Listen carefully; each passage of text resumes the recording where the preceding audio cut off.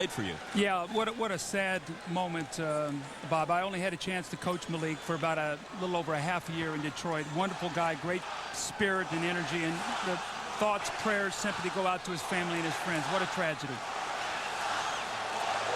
And now, as must be the case, on to the business at hand and a look at the lineups as Rasheed Wallace peels off his warm-up. Shaquille O'Neal averaged just under 30 points for the season, averaging just under 30 in the playoffs, but he averaged only 20 and a half and never topped 23 in any of the 4 games against the JailBlazers. Stoudemire may very well start out covering Kobe Bryant. That may almost be to lure the Lakers into getting the ball into Bryant's hands more often than into Shaq's. We'll talk more about that in a bit. Now we check with Ahmad.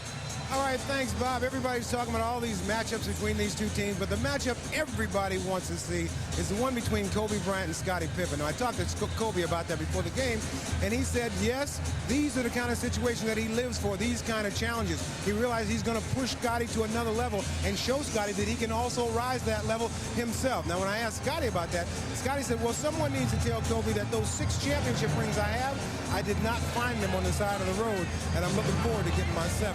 Bob? Ahmad, thanks a lot. Talking about the depth of the Blazers. No Blazer was in the league top 40 in scoring, but all 5 starters averaged double figures. No Blazer had a single game this year in which he scored as many as 35 points, but 10 different members of this squad led them in scoring in at least 1 game.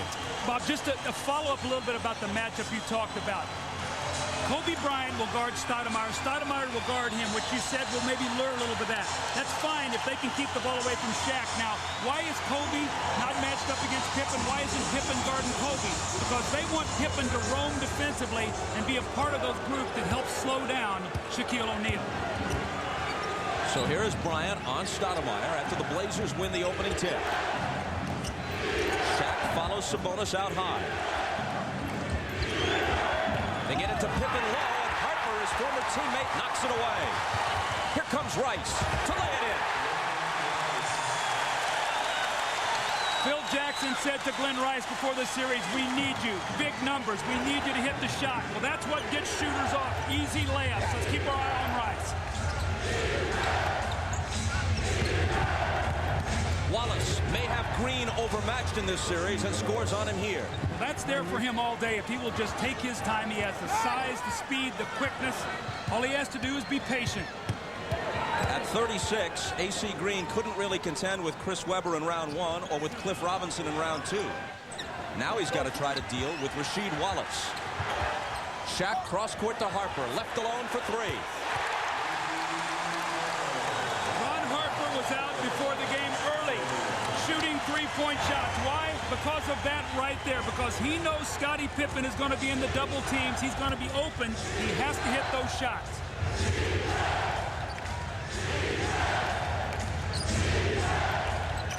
Shaq respecting Sabonis' outside range, and there's a whistle. The officials are Ron Garrettson, Mike Mathis, and Bob Delaney.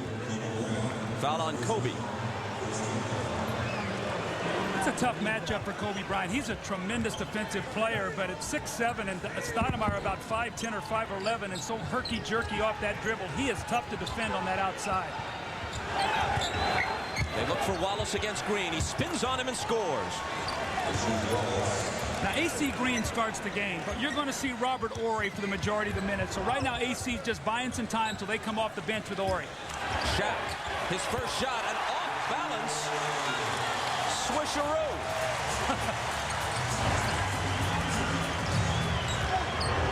He has a wide repertoire. We haven't seen that one until now.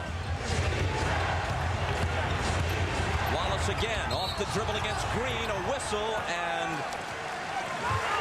they're walking the other way. The foul is on Portland. It's Wallace's first. Well, Mike Dunleavy sure does not like that call. He's talking to Mike Mathis. Felt that AC Green should have been charged with a foul, so felt like he dipped that left shoulder, created the contact. Green with a long one. How about this now? You've got Harper with a 3, Rice with a layup, AC Green with a jumper. Great news right now for the Lakers and Phil Jackson, the way they've gotten started with their balance.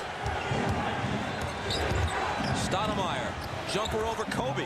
See, he's so difficult to guard, Bob, because he may be able to stop quicker and go up for a shot than anybody in the NBA. That is a tough shot to make.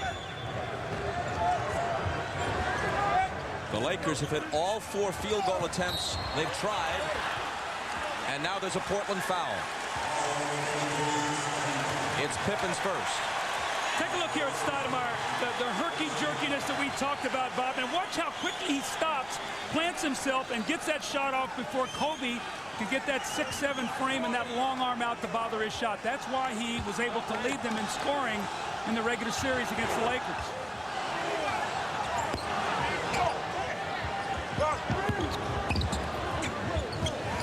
Harper again.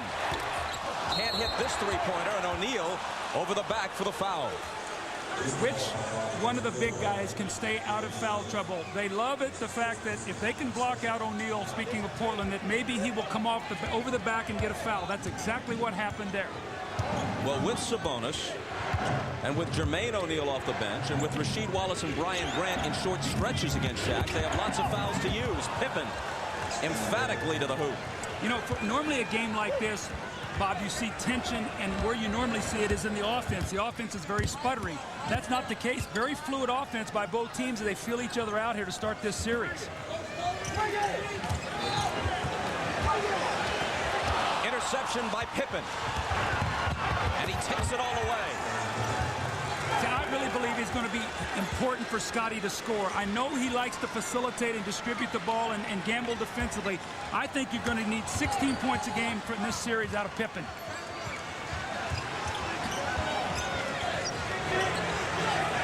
The Blazers lead at 10-9. Bryant with the height advantage on Stoudemire. Can't hit it. Green on the offensive glass. Kobe gives it back to Green, who's open. What did Phil Jackson tell us before the game? He said not so much rebounding, but extra possessions. Who gets the loose balls? That time it goes to the Lakers. They get 2 points.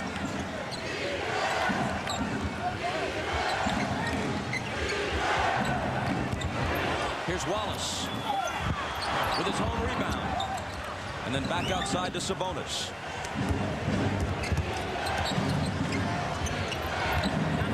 Steve Smith, his first touch. Ball loose, Smith comes up with it, Pippen fires. And he's got a 3. We're off to a great start. And remember, Scottie hit the 3 to eliminate Utah the other night. Down 2, he hits a big 3. And when he was with Chicago, he was not called on to make those shots. That was number 23, Michael Jordan's job. Rice for 3 and a whistle. Smith lunged out at him, fouled him, and Rice is going to shoot 3 free throws. Number 1 on Smith. When we talked to Phil Jackson before the game, he said they have got to be able to get something from this matchup. You see the foul here as Steve Smith goes under him and just hits him with the hand on the leg. It's a touch foul, but Steve Smith knows better than to commit that kind of little touch foul. Smith and Rice certainly familiar with each other. They played against each other in high school in Michigan, then in the Big Ten. Rice at Michigan and Smith at Michigan State. They were teammates with the Miami Heat for a while, so had to go against each other in practice. And now in this series. Well, they know each other very well, and they know what they love to do on the floor. They're going to try to take away those strengths. Bob, along the lines of Phil Jackson once again, he talked about maybe running some plays for Glenn Rice to get him going, rather than have him drift out there and get lost in the offense. And I think you're seeing him be very aggressive to start this game.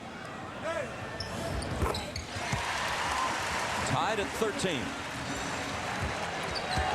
Pippen has 7 of those 13 Trailblazer points.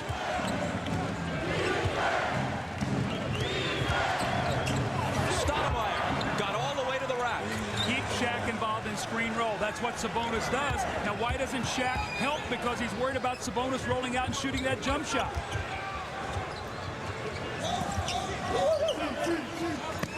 Kobe trying to dribble out of the double team.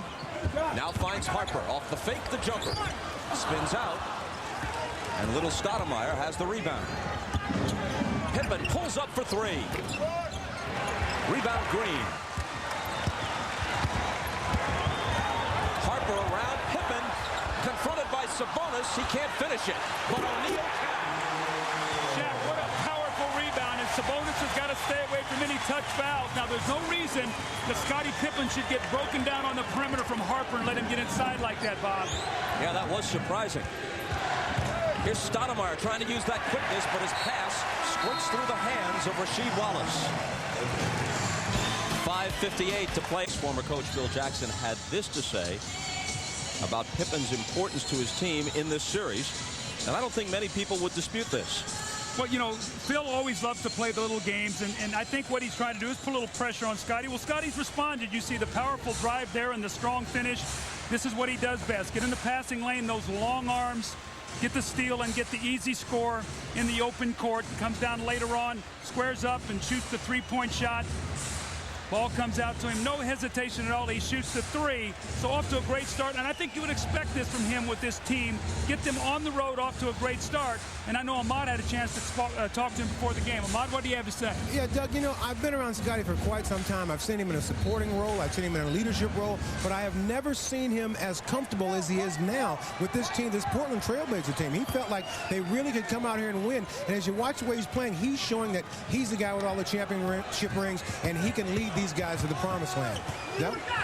Ahmad, thanks. Doug, how important is it that Pippen knows the triangle offense in terms of what he does defensively as Bryant hits the baseline fadeaway? Well, I think it's very important because he knows where the trigger points are and where, when the ball gets in certain situations, where it puts most pressure on the defense and where he can help with that. So he'll know where to pick and choose to do that as Stoudemire misses the layup here as he breaks down to Bryant off the dribble. Which he's done a couple of times already. Rice, catch and shoot, got it. The three-pointer gives him 7. You know, Glenn Rice told his wife yesterday, he said, you know what, as a basketball player right now, I'm in uncharted waters. I've never been here at this point in my career. But when I'm in uncharted waters, I like to leave my mark. Smith backing in. Then outside to Wallace for 3. Overshot it badly, but it goes off Harper's hands. At least that's the way it looked to me, and a good number of the others, but apparently it was touched last by Portland. Well, that looked to me like it was definitely off the Lakers. Lakers are on a 7-0 run.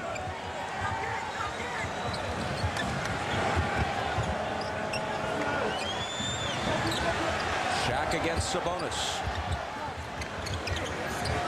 Harper with 5 now on the 24. O'Neal, the jumper. Stoudemire lost it. Bryant comes up with it and lays it in. See, you don't want to give Kobe Bryant and Shaquille O'Neal those kind of easy scores. You want them to have to work hard for everything. Shaq took a tough shot. Stoudemire couldn't get the rebound. Kobe picked it up and laid it in. Of course, that was easy for Bryant because he's capable of those mid-air gyrations. Steve Smith, left unattended, does what he does so well. He hits the jumper for 3 in this case. Well, normally Steve Smith likes to come out and have a big first quarter. The Lakers know that. They're really identifying him very early on the defense. Lakers by 4. Harper's pass deflected by Pippen. Now the jumper by Harper. Off the back iron. And it's Scottie who goes to the floor to scoop it up.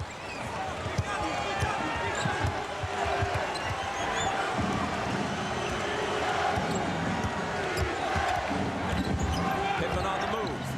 Out top to Wallace, and Rasheed swishes it from the head of the key. How about this for talent? Couple post up, he goes in, just jumps over the top of the power forward. This time screen roll, he rolls out and hits the jump shot. You talk about a young man with some talent. AC Green. Now Kobe spinning baseline, trying to give it back to Green. Ball loose in the lane. Shaq comes up with it, and now it's Stoudemire. Steve Smith with Rice on him. Loves the baseline move here. You got to keep him off that baseline. And a foul is called. It'll be on Rice. It'll be his first. 2:49 to play in the first. The Laker lead is 2.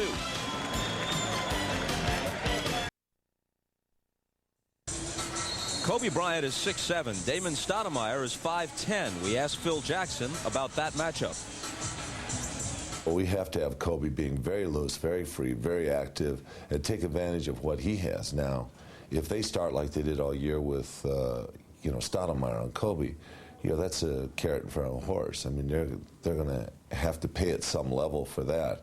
So we think that when you have an advantage like that, you got to take advantage of it. It doesn't mean that Kobe's throwing off our balance. It's the best advantage on the court. I think when you saw that last possession, you saw that as he was posted, Scottie Pippen was coming down hard to double team.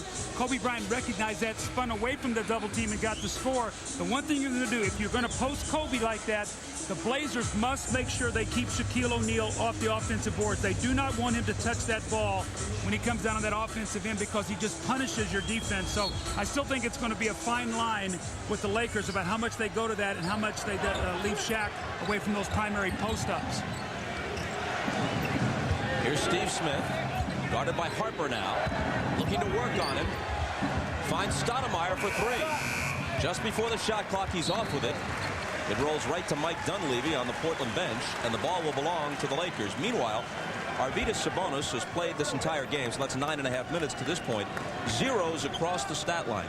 You would think, given his age, 35, and his various aches and pains, he'd have a better chance to perform well in Game 1 with 3 days rest than in Game 2, which is a quick turnaround to Monday night. Well, I agree that. I think his presence out there, though, has kept Shaq so occupied defensively that other guys have flourished with that. Kobe misses. Wallace rebounds.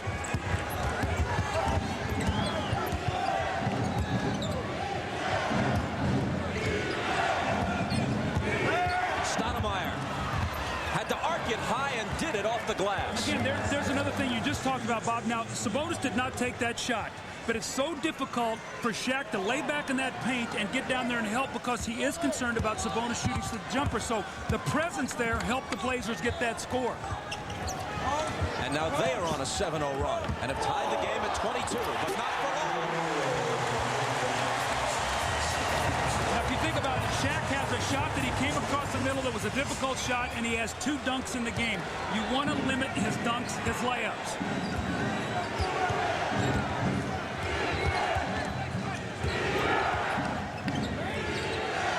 Now Kobe's got Smith on a switch. And Steve hits over him. Very good low post player. Now, when he was in Atlanta, they used to go down on that block all the time. And at 6'8", he could elevate. And also, he's a tremendous free throw shooter if you foul him down there. Kobe.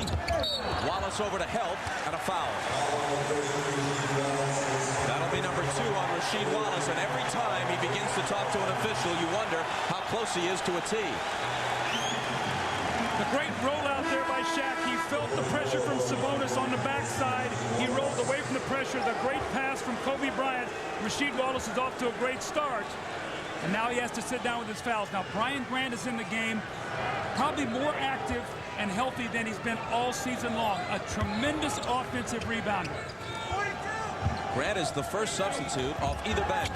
Bryant sliding inside, and Grant fouled him. So the man he replaced sat down with 2 fouls, and it took Grant only a few seconds to pick up his first.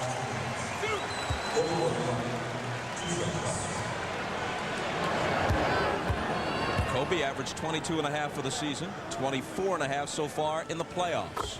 And you can log on to NBA.com and follow today's game with Sync TV, a live online companion to each playoff broadcast.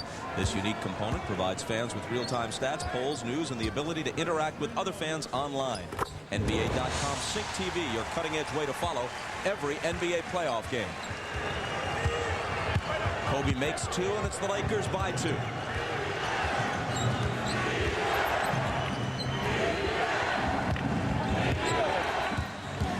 Steve Smith backing in on Bryant for the jumper. Can't tie the game, and Shaq rebounds.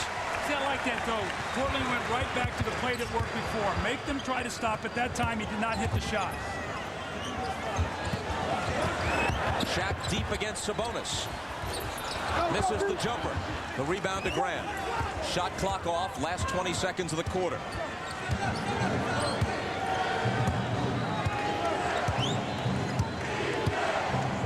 See if Shaq now helps on this screen roll, or if he's so worried about Sabonis that Steve Smith can get the shot. Harper reaching in for the foul. They had a foul to give, and so it's Portland ball from the side. Portland Portland has hit 61% of its field goal attempts in this first quarter, but they haven't attempted a free throw. Well, I felt going into this series, the team, if Portland was going to win this series, they had to win the free throw line, not necessarily in attempts, but they had to make more per game, and they had to win that three-point line. That's what was good in both series. They won the free throw line and the three-point line in the two previous series. Now watch Pippen getting this ball back if he tries to get back in bounds for the shot. Just 5 seconds. It's Smith. He hands it to Grant. Less than 2 seconds to get off a shot. Harper from beyond midcourt. Well, these teams played 4 games head-to-head this year. Dead even, 2-2. Each won once on the other's home floor. After 12 minutes of game 1 of this best-of-7, tied at 26. The second quarter, in the front page of the Orange County Register today, I thought a creative headline here, Bob. 2 deep Lakers versus 2 deep Portland. What were they talking about with that? When we take a look at the scoring, look, games as high score this year. Look at Portland and how it was divided out over the course of the season. Then when you roll to the Lakers, that's 10 different players actually that were the high scorers. Now you go to the Lakers. Look at this. O'Neal 60, Kobe 18, Rice 6. So that's what they were talking about. Now, Glenn Rice has gotten off to a great start. He's the guy that Phil Jackson said had to score for him. 7 points, gotten them out quickly. The big 3, 19 of the 26 points. But AC Green, a couple shots. Harper, a big 3. Good balance, off to a good start. And remember, as we look at the Blazers' balance, some of those 6 games where Rice led in scoring were because Kobe was out with an injury or somebody was suspended or missed a game for whatever reason.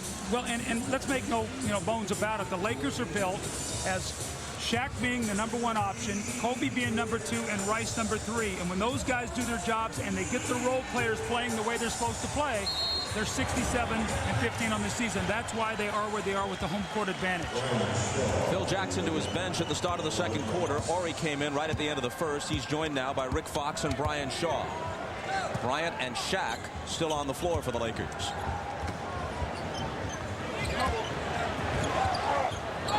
Shaw back to Shaq, who just slides by Pippen, who understood when it was futile to try to contest him. Well, they said he flopped. They said, Sabonis, we're not going to give you that call. You're going to have to hold your ground. Now, had he got that call, that would have been Shaq's second foul. That would have been very important.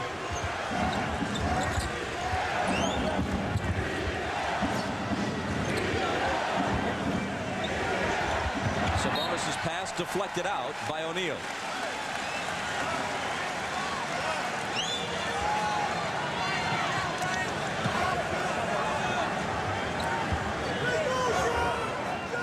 No one is as big as Shaq, but Sabonis is the opponent who comes closest. He's actually taller at 7'3", and he weighs nearly 300 pounds himself. Pippen's baseline jumper isn't there. The rebound to Robert Horry. Lakers up 2 and with the ball. Excellent block out that time by Robert Horry, playing great basketball for the Lakers off the bench. Bryant spinning into traffic and laying it in. See, Damon Stoudemire's got to protect that baseline. Bob, his double team is coming from the top. That double team cannot get there if Stoudemire lets him spin baseline and beat him there. He's got to force him to the double teams. Shaq and Kobe each have 8. They're the game's high scorers. Stoudemire dishes it out to Grant, and now Pippen, who misses the 3. Grant there for the tip. Now that's Brian Grant at his best. Not a primary option, but a guy who's going to be relentless on the offensive backboard. The Lakers know that. They've got to block him out. Perhaps still bothered by a balky left knee. Grant had an off season, but 2 strong games as Robert Horry cans the 3. 2 strong games, speaking of Grant, to close the Utah series. Now you talk about Robert Horry. He's now 10 of 21 from the three-point line in the playoffs. Brian Grant has to know that and get up and make him dribble the basketball. A whistle before this shot by Stoudemire, which will not count. Foul is on Shaw, his first. Bob, during that little reset here due to the foul, Mike Dunleavy pulled Brian Grant over to say something to him, and I guarantee you said, you've got to make Robert Horry put the ball on the floor to disrupt his rhythm. He's their best three-point shooter in the playoffs this year. Now Dunleavy takes out both Sabonis and Stoudemire. Greg Anthony in for the first time. Detlef Schrempf also in. Now they've got a small front line. You're talking about Detlef Schrempf and Brian Grant to go to Shaq. Can Shaq punish this front line? Here's Grant from 20. Rebound to Kobe. See if they go to Shaq here, Bob. He's got a smaller player on him. They go to him right away, and he makes it work. I don't know if Dunleavy can play this. Rasheed Wallace has got 2 fouls. Sabonis played a lot of minutes. He might have to go into Jermaine O'Neal. Schrempf and Brian Grant cannot play Shaq inside. Grant is 6'9" and about 250. Giving away all kinds of height and bulk to Shaq. Smith tried to get it to Schrempf, who lost it. Fox may have been guilty of a travel, and it went overlooked. O'Neal to work on Grant again, and Grant fouls it. They call it a jump ball. Wow. Well, how many possessions did Mike Dunleavy wait to get Rasheed Wallace back into the game? While we talked, the NBA is a game of matchups. Mike Dunleavy, very unhappy, felt that Rick Fox had walked on this end. Now, one of the officials, I think, called a foul. Another one called a jump ball. We'll see what happens here. So I think they're going to call the jump ball. But immediately, when this small lineup went in, Shaq said, "Give me the basketball." He scores the first possession. This time, a great block by Brian Grant. We'll have a jump ball after the timeout.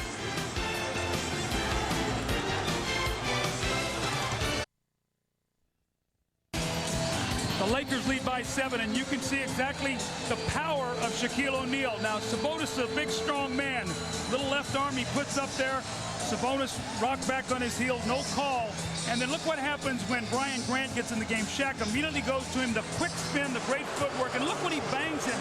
He just rocks him. This the power of Shaquille O'Neal. And you know what? When something works, you go right back to it once again. This time, Brian Grant gets beat on the play, but he does not quit. He goes up and he forces the jump ball.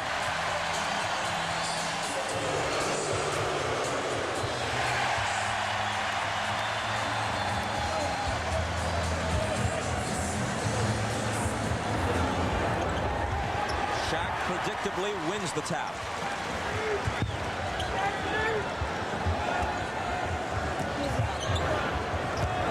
Robert Horry driving on Wallace, and a whistle when the basket count. It will. Now, more importantly, that's going to be Rasheed Wallace's 3rd foul. A critical play on Wallace. This time he gets up on Robert Horry, who hits the 3, who beats him on the dribble. So Horry's offensive explosion here has gotten the Blazers in trouble. The bump by Wallace, the tremendous over-the-shoulder, off-the-glass shot by Robert Horry. Remember, this guy has 2 championship rings and was big when he was in Houston shooting the 3 and defensively playing along that front line with Olajuwon. That brings Sabonis back, Wallace out. He set a dubious NBA record with 38 technicals during the regular season and 5 more in the playoffs. He was ejected 6 times, and he said something to Ron Garretson as he was leaving, but not enough to get teed up. Well, let's think about now the power forward position for the Lakers. We said that the Blazers had to win that convincingly. AC Green and Horry already have 10 points combined. That's bad for the Blazers. He did get the... Harry got his technical. Was called on Wallace from the bench.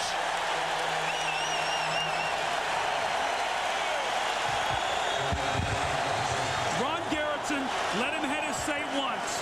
This time he said, "I'm going to stop you. I'm not willing to say anything else." So Rasheed Wallace now knows the next one, and I'm out of here. And do you really think that'll stop him? No, I don't, because I think when he gets into those moments, I think he just sort of short circuits. I think his teammates try to hold him back. I think Mike Dunleavy, I think the assistant coaches, but I think he so gets into what he's doing with the referees, he doesn't hear anything else that's going on around him. And it's a shame, Bob, because he's a tremendous talent, and this is what's preventing him from being one of the premier power forwards in this game. He's holding himself back.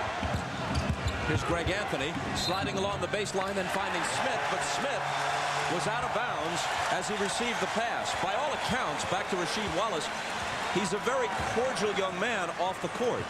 But this has been going on for a while now, over several seasons. This is ridiculous. I love his talent. I just wish he could find a way to leave that other stuff alone, staying away from the officials, because he is a great, great player. Horry feeling it off the bench.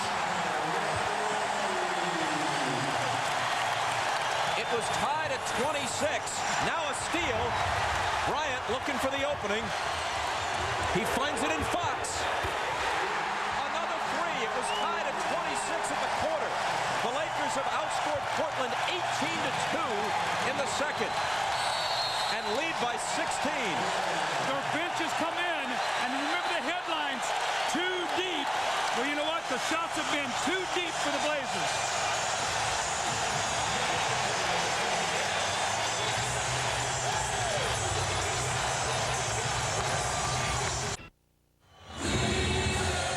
The Lakers now by 16, 8:10 to go in the second period.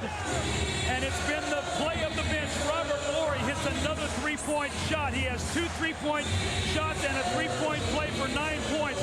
Greg Anthony was going to get a timeout. He kicked the ball off his ankle, turned it over, and it resulted in this three-pointer for Rick Fox.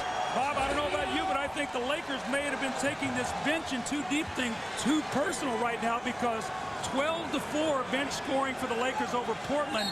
And you know what? Portland has come unraveled as Scottie Pippen has sat down. They need some leadership right now. Detlef Schrempf into Sabonis. He wraps it around to Grant for the dunk. Sabonis is a tremendous passer, so if you're going to double team him, you've got to close down passing lanes, as we see Kobe Bryant getting a well-deserved rest. He sits for the moment with 8 points.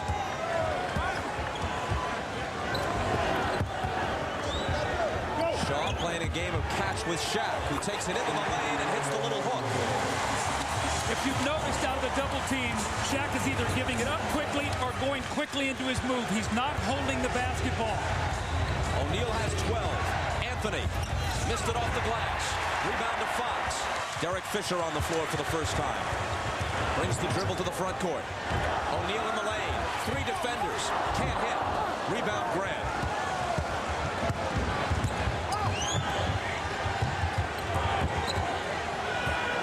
Wells making his first appearance on the dribble against Shaw, and he lost it. Here come the Lakers after another Portland turnover. Derek Fisher missed what would have been a 2-pointer.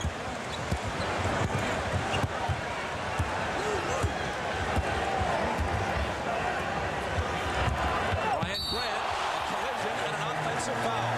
On the previous possession, Robert Horry got banged in the knee. He was actually limping on that play. It was very difficult for him to get out and cover Brian Grant. You see the grimace on his face, but he steps over and takes the charge.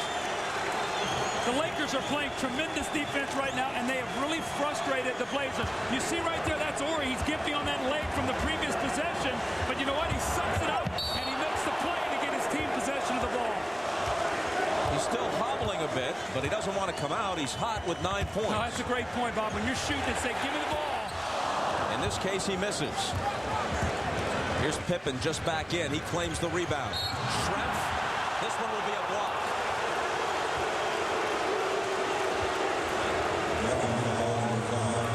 That's Horry's second foul, and again, he shows himself willing to sacrifice his body. Wow, very close that time as Detlef Schrempf drives in there. Robert Horry, another good position play. That time, Mike Mathis felt that he was slightly moving, and he got called for the blocking foul. Portland is shooting 56%, yet they're trailing by 16, partly because they're guilty of 7 turnovers to LA's 1. Sabonis was open, but before his shot, Mike Mathis stops play. It's going to be illegal defense, and that's one of the things that Mike Dunleavy sort of planted a seed as we started this series, said Shaq is illegal. He does not come out of the paint. Well, if the Blazers will be patient and get Sabonis out there with his spacing, maybe they can expose that and get Shaq out of the lane where they can operate. Dunleavy's quote was, the Lakers have a lot of nerve talking about illegal defenses, the way Shaq just stands in the middle all the time. This one's on Brian Shaw, his second. Now you see Shaquille O'Neal is going to drop down underneath the basket. Look where Sabonis is. Nobody's guarding him. If Shaq is going to get down there, they're going to have to get a quick defensive switch and get Horry out to cover Sabonis on the perimeter. He was slow getting out there.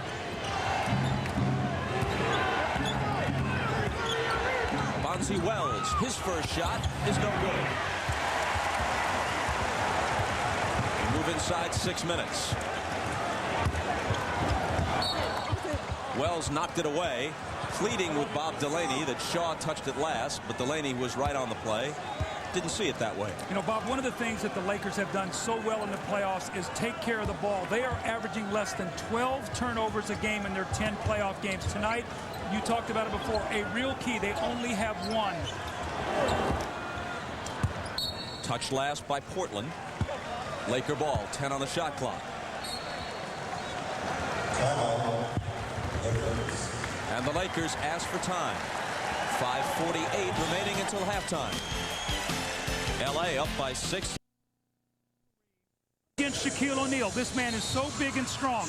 What is flopping and what is good defensive position? Look at Vlade leaning on him with everything he's got. We're going to draw this little line in here. I mean, he's Velcroed to him. He turns in there and rocks him. Look at the space and the score. Then in the next series, it was Luke Longley. Watch his right arm. Shaq leans in. He rocks him on his heels. Now look at the space that's created for that shot. And then today, once again, this time in this series, it's Sabonis, another big, strong man. But again, what is flopping and what is holding your ground? It is so hard to referee against this man because of his size and his power.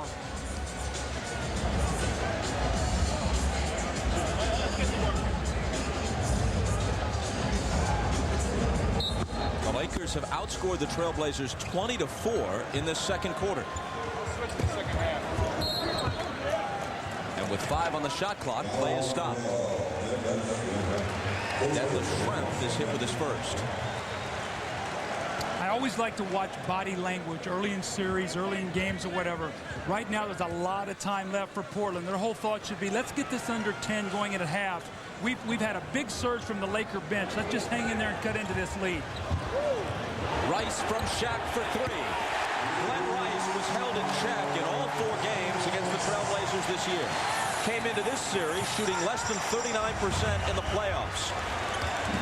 He turns 33 in about a week. He is playing for next year's contract as well as for a title. Stoudemire misses.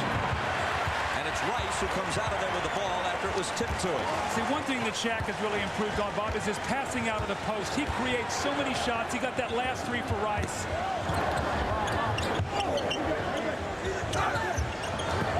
Shaq in the paint, thought about it, gives it up to Ori. Now he has it back. Sabonis forces him a bit away from the hoop.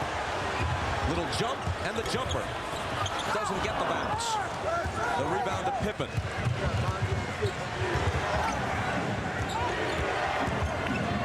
Sabonis thought about a 3, had the shot disrupted. Now it's Bonzi Wells, way short.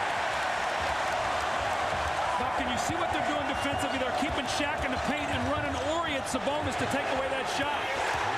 Speaking of Ori, he is sizzling off the bench with 12 now. I don't think the Lakers bench has liked this too deep stuff. I think they felt they've been tremendously insulted. Robert Ori has been amazing in this first half. He has hit 3 3-pointers. 20-second timeout. After a terrific first quarter that was 26 all, you see what Robert Ori is in the game, plus 20 in the game. But Bob, in this quarter, it was 26 all, so it's 26-4 right now in favor of the Blazers, and we played less than 8 minutes in this quarter. The minute Pippen went to the bench, they really came unglued. Here is Stoudemire giving it up to Pippen. Now Schrempf against Bryant. Stoudemire splits 2 defenders. Lays it off to Schrempf, who connects. But how do you hold a team like Portland? I understand the Lakers being red hot. How do you hold Portland to 6 points in 8 minutes? O'Neal from Ori, but they take it away. Well, they've done a nice job forcing turnovers. They've been able to defend in the low post. They've gone to Bonzi Wells a lot. He really hasn't been able to deliver. And the flow of the Portland offense really got out of sync when Mike Dunleavy went to his bench. You see Sabonis stepping in and taking that charge against Robert Ori. Only the second Laker turnover, as the charge counts the turnover, but Portland returns the favor immediately. It's a totally unforced error that time. That's a very careless play by Damon Stoudemire. And again, I go back to what Phil Jackson told me before the game. He says, Doug, the team that has the most possessions are going to win. And look what's happened. The Laker assists, what they've done turnover-wise. 13-2 assist to turnover, tremendous ratio. Robert Ori off the bench, 12 points. And we talked about that matchup also to the power forward, Rasheed Wallace, in foul trouble, and the power forwards from the Lakers are convincingly winning the matchup. Shaw into the lane, to the left hand.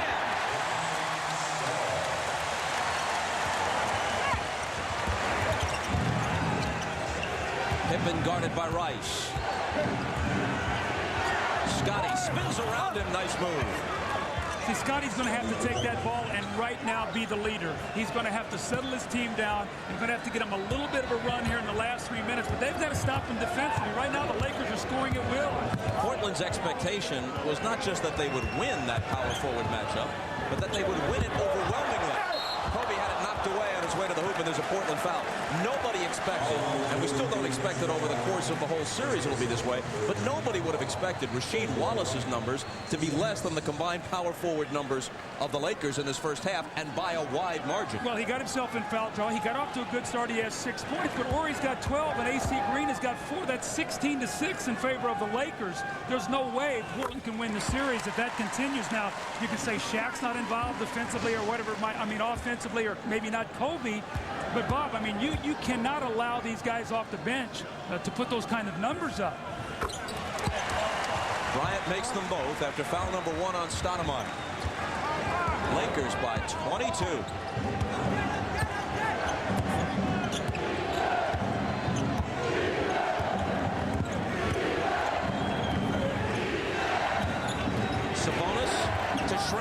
Nice assist by Arvydas Sabonis. He is a wonderful passer. He's one of my favorite guys to watch play. He just can pass the ball. He sees the court. He can shoot the ball. I can only imagine what he was like 10 years ago when his legs were fresher and healthier. Kobe, catch and shoot. Got it off the baseline. He has 12. As do Horry and O'Neal. Mike Dunleavy's going to have to think about that matchup with Kobe and Stoudemire. I don't think that's going to work. Rice is right behind with 10, so balanced scoring for the Lakers.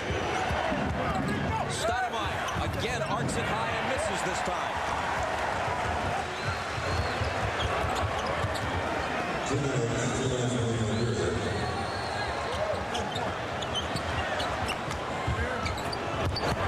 O'Neal off the glass.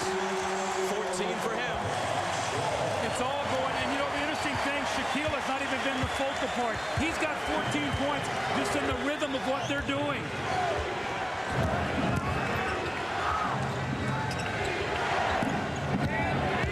Smith backing in on Shaw. And coming up short. Out of bounds to the Lakers.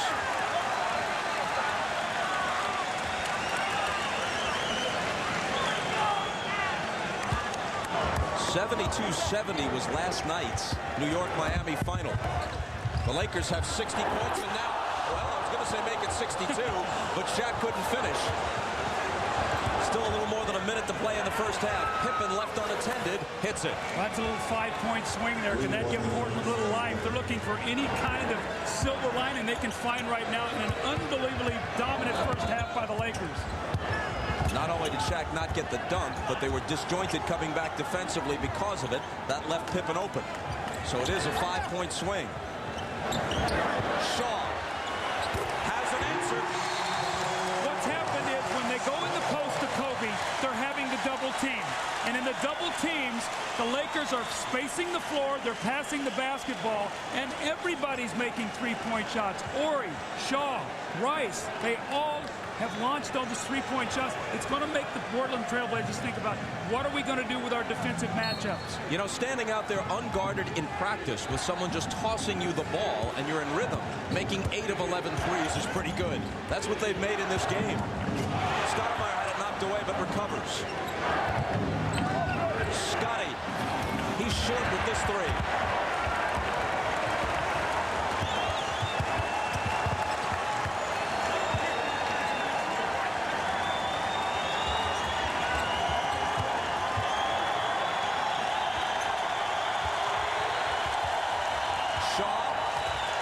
Into the corner for Rice. Here comes Stoudemire, 14 seconds. They have a foul to give. Trent backing in. Finding Stoudemire to the corner for Smith for 3. At the buzzer, a small bit of hope, at least an upbeat note on which to end what was otherwise a disastrous second quarter for them. Well, Phil Jackson was given the sign to Brian Shaw, take the foul, take the foul. He didn't, and when they got inside and they had to help, they swung the ball and hit the three. But even with that said, a 21-point lead for the Lakers, a magnificent first half. All of it established in the second quarter. It was tied, believe it or not, at 26 after one, and the Lakers. Rasheed Wallace saddled with foul trouble and then hit with a technical on top of it in the first half. Just about everything went well for Shaquille O'Neal until time had expired at the end of the half when he was hit with a technical. Back with Doug Collins, Bob Costas at the Staples Center in Los Angeles. These teams haven't seen each other in nearly 3 months. Nobody would have thought, though, that we'd have a halftime score like this. Let's search for the explanation among the keys to this series. Well, we talked about it in Showtime, what the keys were going to be for Portland. You said Sabonis has got to stay on the floor 30-plus minutes and hit the outside jump shots. He didn't even attempt a shot. Shaquille, could he stay out of foul trouble? Yes, he has 14 points. Scottie has 12 points. We thought he needed to get 16 or more. Kobe Bryant has 12, did a nice job on Stoudemire, holding him to 6. Remember, Stoudemire led them in scoring in the regular season against the Lakers at 18, and we said they must dominate the power forward matchup with Wallace and Grant. Have they done that? No, actually, they've been outscored by 4. Rice off to a great start. He needs to hit his shot. He does. He has 10 points. Everything is going right for the Los Angeles Lakers. And we talk about Rasheed Wallace. One of the keys in the game was when he picked up his 3rd foul. Robert Horry drove the ball to the basket. As he jumps, the referee says he hits him with his hip. Gets the 3rd foul. Rasheed Wallace says, what did I do? And so the referee told him what he did. Now you bumped him with your hip.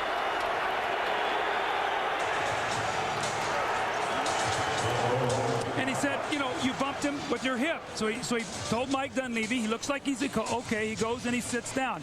Now as he's sitting down, there's a stoppage in play, a free throw, and he won't let up. Ron Garrettson looks at him and gives him a technical. These are the things that disrupts not only Rasheed Wallace, but his team. If they're going to win this series, he's got to be out on the floor, he's got to be productive, and more importantly, he's got to stay in focus, Bob, with what they want to do. People whose tempers are not in control and whose tempers ultimately do them in, whether in the college ranks, the pro ranks, or another walk of life, almost always believe they're in the right in a given situation. Almost always believe, well, if this hadn't happened, it wouldn't have led to this. But this guy's got a track record. 38 technicals for a season? That's an NBA record. Not the kind you want to achieve, if achievement is the right word. 3rd quarter coming up. Ahmad Rashad back in Los Angeles with the Lakers lead at 63-42. Now, Mike Dunleavy told his team at halftime that they've got to get to the line. No foul shots. Got to take the ball to the hole. They're going to continue to double Shaq, and obviously they've got to really bucket up on the defense end and try to step it up. Phil Jackson told his team, keep the momentum. They got to go out and try to win the 3rd quarter. They also expect Portland to extend the defense, try to maybe press them the entire way, and obviously no letdowns. Bob? Ahmad, thanks. You'd been saying that one of the keys to the series, Doug, Portland had to have an edge in 3-pointers and an edge at the free throw line. This is the first free throw they have shot in the entire game, and it's a technical called on Shaq at the conclusion of the first half. Steve Smith nominated to shoot it, which makes it a 20-point game. The Lakers did lead at one time by as many as 24. Well, Bob, if you look at the numbers, the Lakers are +6 at the free throw line. They're +12 at the 3-point line. So +19 in a game right now that's a 20-point game. So those are 2 areas. Another key area, you got to take care of the ball. 8 turnovers for the Blazers led to 15 points, 15-2 points off turnovers. Smith on Rice. Now Shaq, who turns to face Sabonis. O'Neal's jumper is off, and Portland, looking to cut into this lead, which is now 20, brings it back with their first possession of the second half. Sabonis from Pippen to the left hand, and it rolls off. That's his first field goal attempt of the game.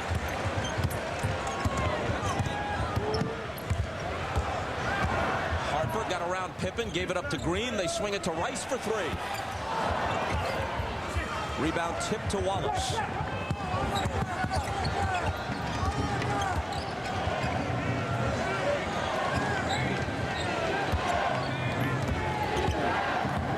Switches on to Stoudemire. He lets a long one go and hits it. It counts for 2. He was just inside the line.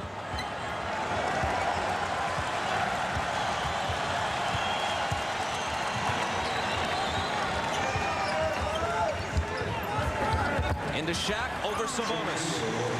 When he gets it that deep, there's nothing you can do because there's no way the defense can get back and help you with the double team, and he'll just go right over the top of Sabonis. So great low post position by Shaquille.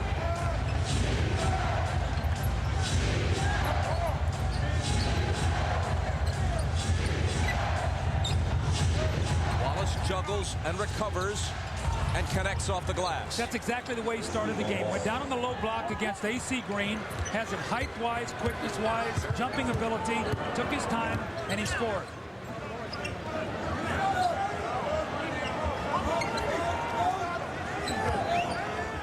Kobe with Wallace over on the double team to join Stoudemire, and Mike Mathis says hold on.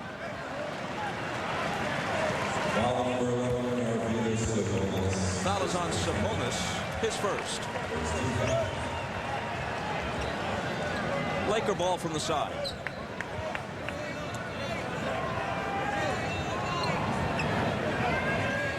With the Lakers in front now by 18. What was a very raucous crowd in the first half is quite subdued as the third quarter begins.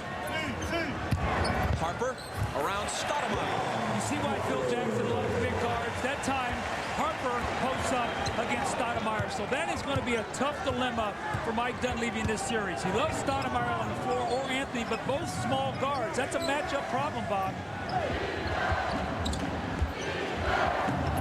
Wallace knocked away by Harper.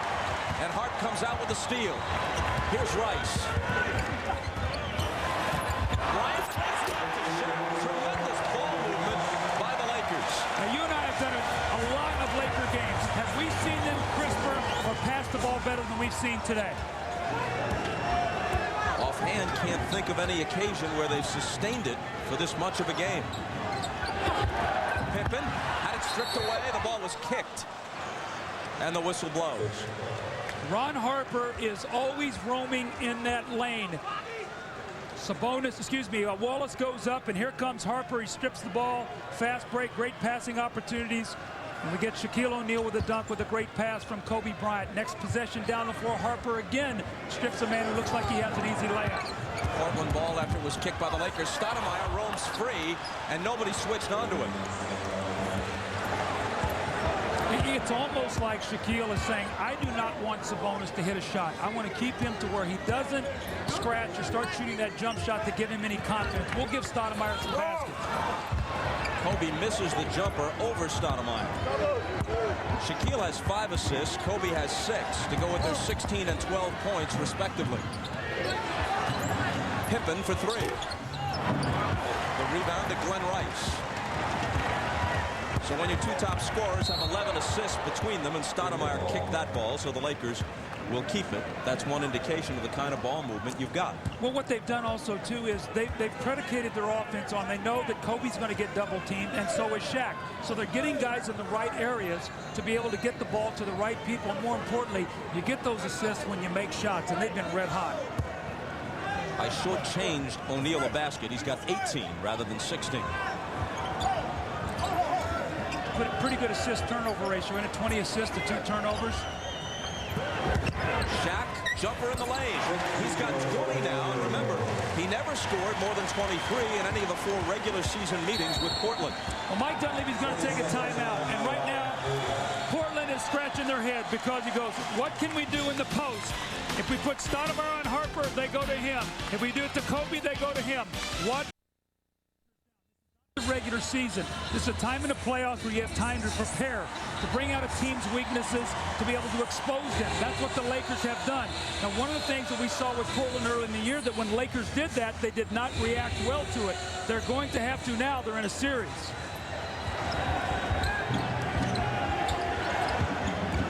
Pippen to Wallace, knocked away. Wallace got it back. Scores. Plus a foul. Now, Rasheed Wallace is going to have to be very careful. Ron Garrettson twice now has gone over to Mike Dunleavy and said, look, you better tell him to stay off of us. Here is a little reverse play, and who's over there again? Ron Harper. Now, Wallace with great hustle to get it back, the basket and the foul, but you see him look at the official with tremendous emotion. He has got to leave that alone. He already has 1 technical. I think they've called a delay of game here. So they're giving him every leeway they can to prevent from calling that second technical foul, Bob. They're being very, very fair. And Rasheed Wallace just doesn't seem to get it. In his mind, he's the persecuted party every game. Amazing how he, among all NBA players, seems to be singled out for bad calls such a disproportionate amount of the time, at least from his perspective. Harper missed the three, and little Stoudemire at 5'10" grabs the rebound.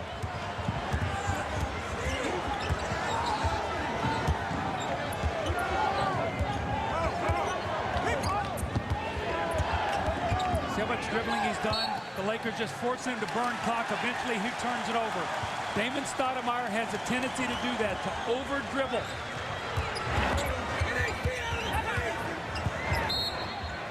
Ball kicked again.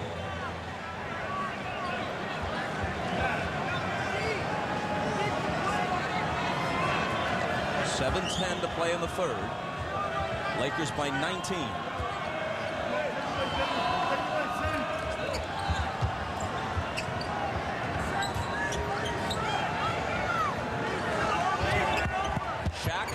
Driving on Sabonis. See, Sabonis got there, just doesn't have the mobility to be able to stop and go up and contest. But you know what? Who does against Shaquille O'Neal? That's why he's the most dominant player in the game today.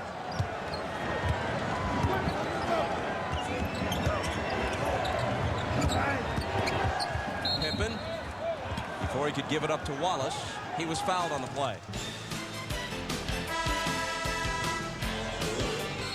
The quickness, the footwork of Shaquille O'Neal. Sabonis is there. The quick stop. Sabonis goes by. The powerful finish. And I think they might have just shown Wallace. It had been building up to this. Rasheed Wallace has been tossed. Listen to Ron Garrettson. He'll explain the reason why.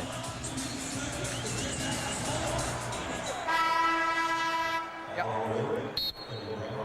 Timeout, LA. Whack! Get out! But he didn't say nothing. Get away from me, Steve. He didn't say nothing. Get away from me, Steve. Can I talk to you? He didn't say a word. Technical foul, Wallace. He's gone. No, not right.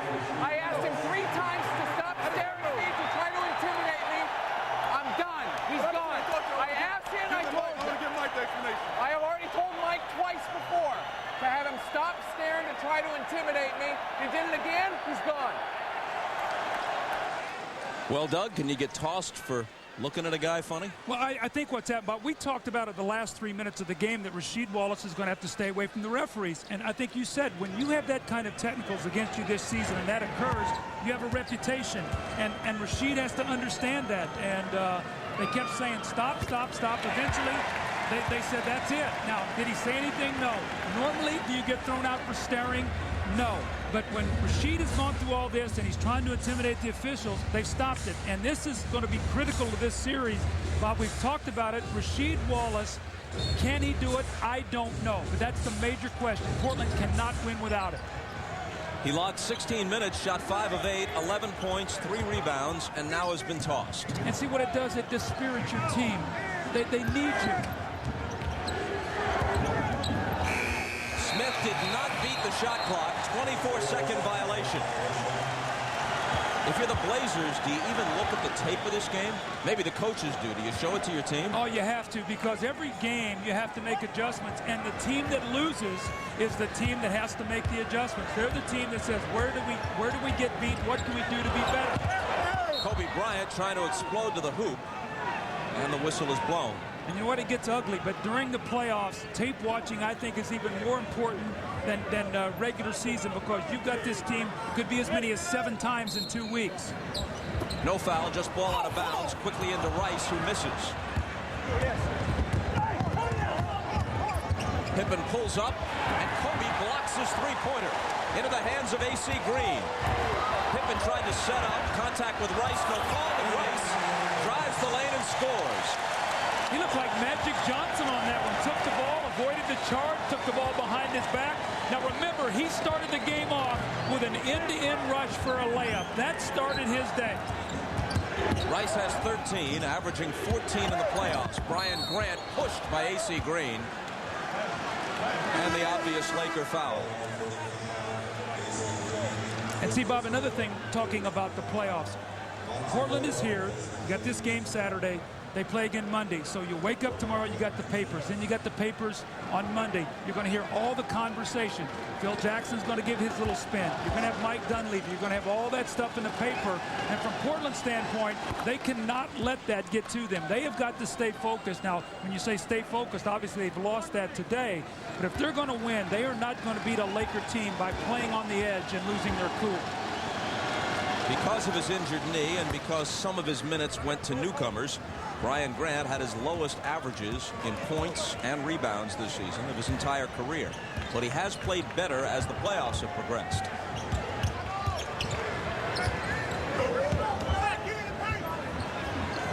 Here's Bonzi Wells in guarding Harper. Now Portland's gone to a big backcourt now with Bonzi Wells, Pippen, and Steve Smith. See if that'll work for them.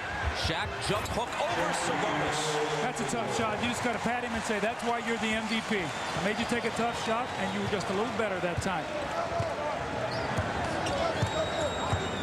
He's more than a little bit better than almost everybody he plays against. Grant got it. Knocked away as he cut through the lane. Good enough, speaking of Shaq, to now, in the opinion of most, belong somewhere in the discussion when the conversation turns to the greatest centers who have ever played. Well, you know what? He's continuing to grow up every single day, and I think he's made the statement over and over that right now winning a championship is the most important thing in his life. Sabonis missed the hook. Loose ball foul is called, and it's against Portland.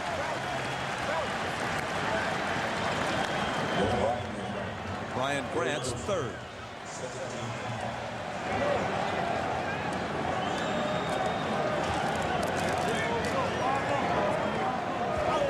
Lakers by 24. And that lead just jumped. It went from 26-all to boom, it was about a 22 run, and Portland has not been able to recover.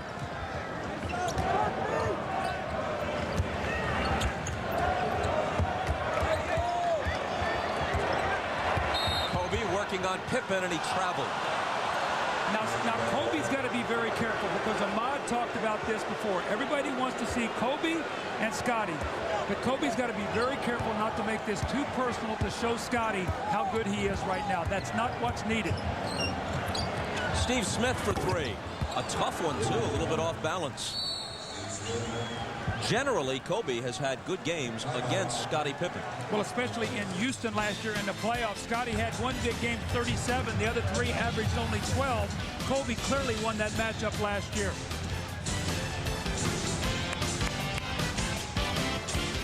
Notables in attendance. We might as well call the roll of celebs on hand. Dustin Hoffman, Magic Johnson, Ray Liotta, Denzel Washington. He, like Dustin Hoffman, frequently in attendance. Will Smith. And, of course, Jack Nicholson courtside. For a guy who has the best seat in the house, he relies on the binoculars a lot. He told me that was to get a closer view of you, Bob. Well, understandable in that case. Here's Rice.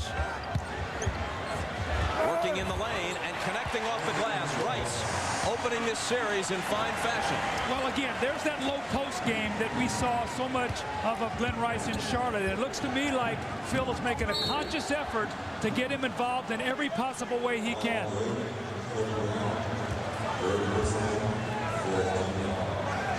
No place for the faint of heart inside. Shaquille O'Neal and Sabonis. Now again, Sabonis is no little man, and Shaq just rocked him on his heels. Bonzi Wells misses. And Ori has it. Growing up in Lithuania, how many people do you think Arvydas Sabonis encountered who could shove him around?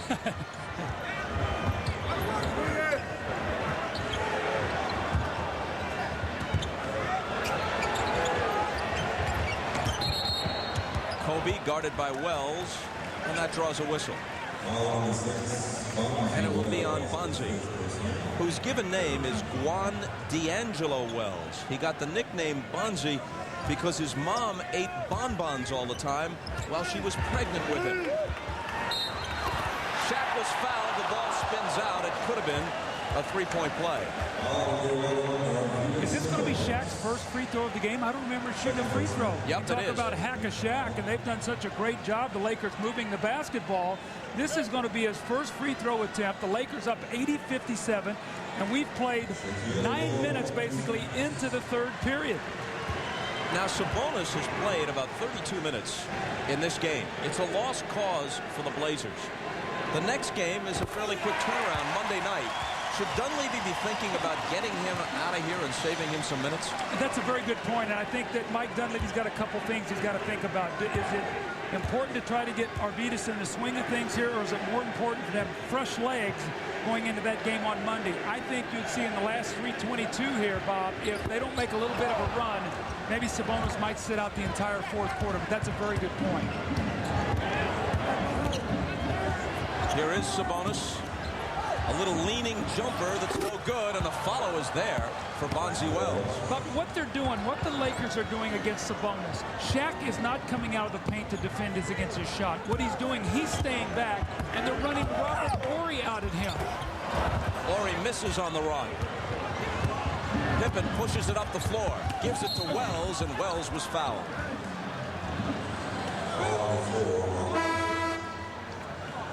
Tomorrow, more NBA on NBC playoff action. It'll start at 2:30 Eastern Time with a special 1-hour edition of NBA Showtime. Then, Game 7 between the Heat and the Knicks, and somebody's got to win and somebody's got to go home, although you get the feeling if they played a best out of 25, it'd be 22-22 going to the 25th game.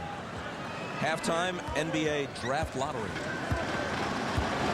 Game 2 of this series is here at the Staples Center Monday. It's on TNT 9 Eastern Time. And that will be a must game for the Blazers. I don't think there's any way that they think they can go 2-0, down 2-0 in this series and then win 4 of the next 5, Bob.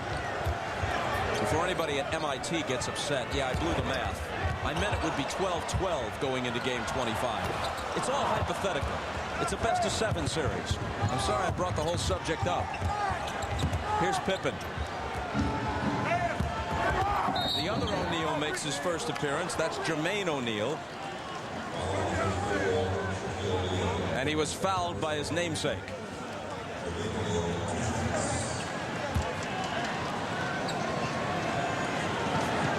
Bob, this is what I'm talking about. Now, watch where Shaq is and watch where Arvydas is. Shaq helps out, the ball swings, and they're running either Kobe or Horry at him on the perimeter. So they're allowing Shaq to stay back in there, help on the screen roll, then run a perimeter guy at Sabonis, take him off any kind of catch and shoot, make him dribble it, and they think then his percentage will go down. So you can see strategy of the Lakers of how they're keeping Shaq back in the paint and taking Sabonis away from his outside jump shot. That's what series preparation is all about when you have 3 days to get ready to play a team. First 2 points for Jermaine O'Neal.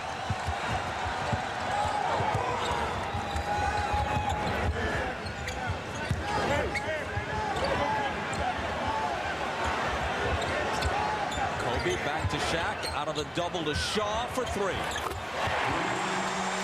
Shaw's hitting threes. Horry's hitting threes. Rice is hitting threes. Fox is hitting threes. They're all in line today. Steve Smith. Rebound Jermaine O'Neal. Around the perimeter to Pippen for a three-pointer of his own. That's no good. Grant, though, gives them a fresh 24. Scottie doesn't use much of it. Hits his second chance 3. Well, at the Carnival, they used to say 3 for $1, so Scottie got it down on the second one there. But you see Jermaine O'Neal in the game, and he's quick off his feet. And remember now, the first game of the year between these two teams, he frustrated Shaq with a hard foul, and Shaq responded and got ejected. Wells with the steal and the jam, although Shaw thought he was fouled. Now, the Lakers don't want to let up here because right now Portland's extending their defense, exactly what Phil Jackson said to Ahmad at halftime. Well, it's now a 16-point game, a little more than a minute to play in the third.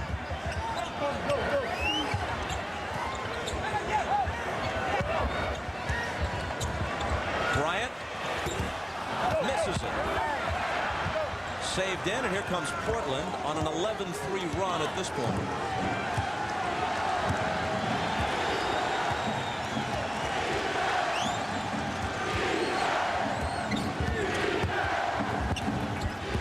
O'Neal from Pippen, knocked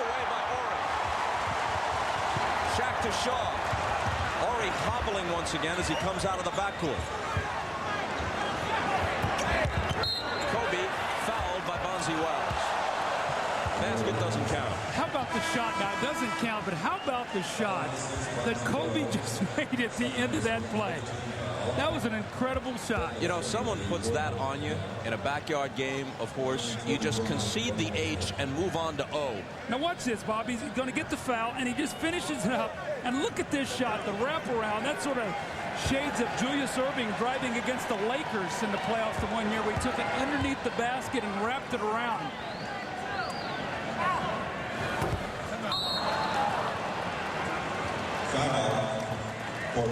Kobe misses the first, and Portland asks for time.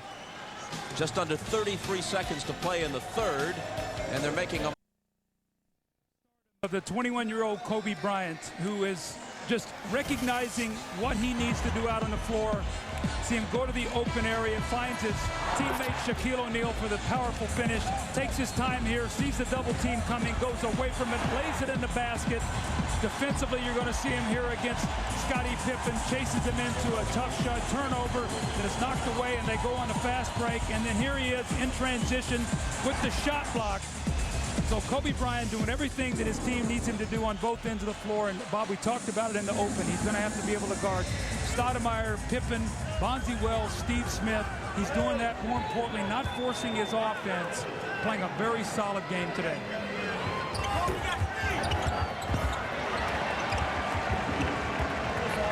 O'Neal on the bench for the moment. Kobe hits the second of two, making the lead 17.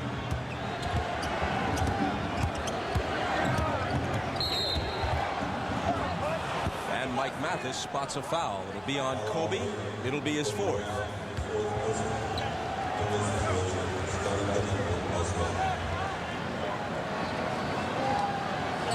Kobe Bryant announced his engagement this week to an 18-year-old senior at Marina High School in Huntington Beach named Vanessa Lane. Much of the town abuzz over that development. Memorial Day weekend, all the action and excitement of the WNBA returns to NBC. And what a way to kick things off as Teresa Weatherspoon and the Liberty face Cynthia Cooper and the three-time defending champion Comets in a rematch of last year's championship series. The WNBA on NBC, Monday, May 29th. Phil Jackson asked Kobe Bryant if he wasn't a bit too young to be getting married. And Kobe's reply was, "Man, I do everything young." He's just 21 and already one of the 5 or 6 best players in the league. So in that sense, he's correct.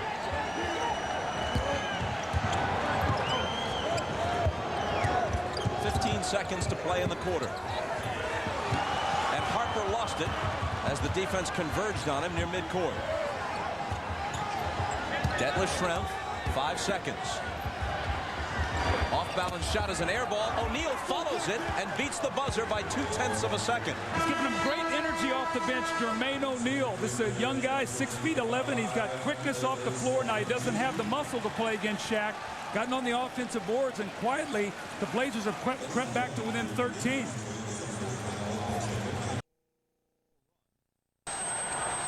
And now the difference is a bit more respectable as we start the final 12 minutes of regulation. They trail by 13.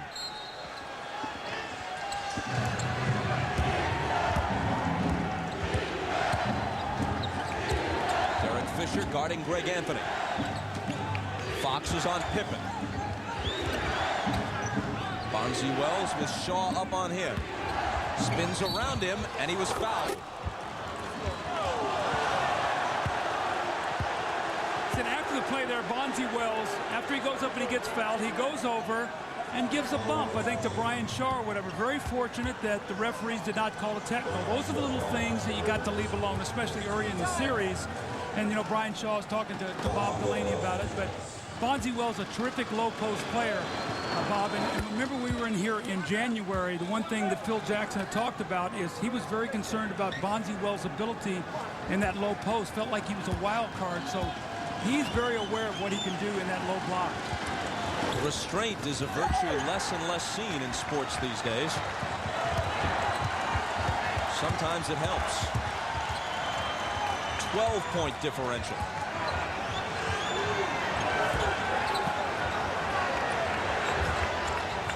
Rick Fox can't knock it back up to 15. Wells claims it. Here come the Blazers. Jermaine O'Neal couldn't finish. Got bumped just enough to be able to where he couldn't finish that shot.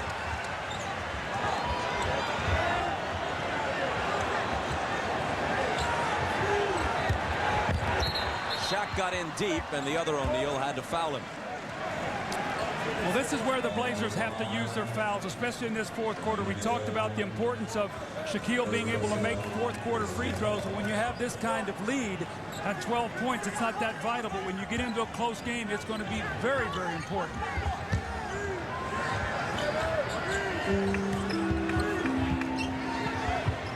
Fox up top to Shaw. 6 on the shot clock. It'll be Ori. Way off. It bounces to Shrimp, who gives it up to Pippen.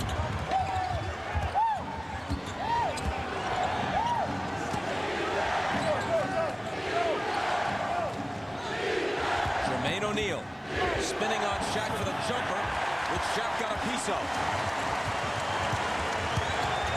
Perhaps not the best shot selection in this situation. And at the other end, he returns the favor. Fisher has it, and a foul. He's a tremendous shot blocker, very quick off his feet, and if he can get some distance where Shaq can't power into him, he'll be able to do that. He actually goes up and then comes back down and goes up and blocks the shot. That's the quickness we talk about off the floor. Bobby talked about the shot selection. He's got to turn and face Shaq. Shaq too powerful to play with his back to the basket. Shaq with a nice assist on the Fox dunk. Somebody else got a technical here. I don't know who it is. It might have been Fox.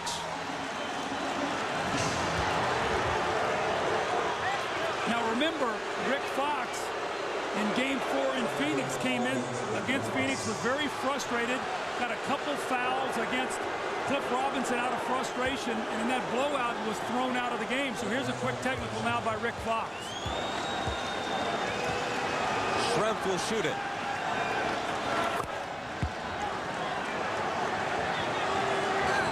Let's see what warranted the technical foul, the strong, powerful dunk. And I guess they said that he threw Jermaine O'Neal back for Bonzi Wells. That's you know, it looked like that contact was mutual. I agree with that. That to me is one of those play on. Greg Anthony. Fisher goes sprawling.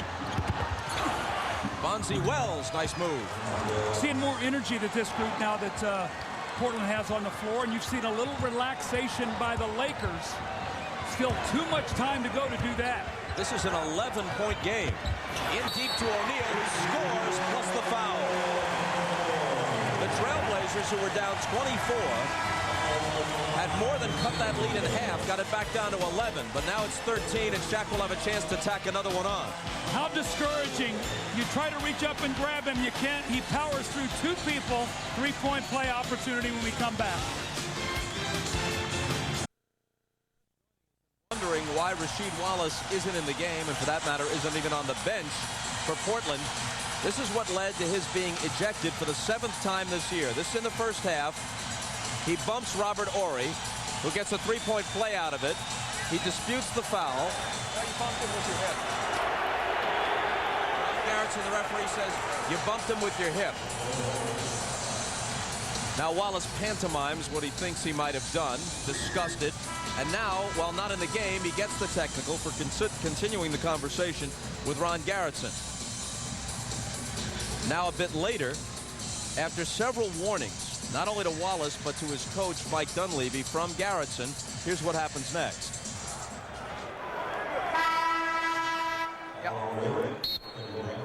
Timeout LA. Whack! Get out! Buddy, he didn't say nothing. Get away from me, Steve. Buddy, he didn't say nothing. Get away from me, Steve. Can I talk to you? He didn't say a word.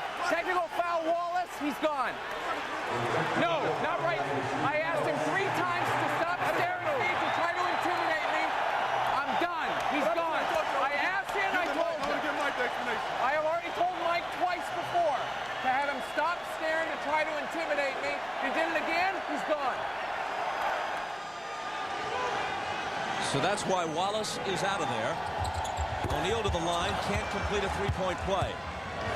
The Blazers trail by 13.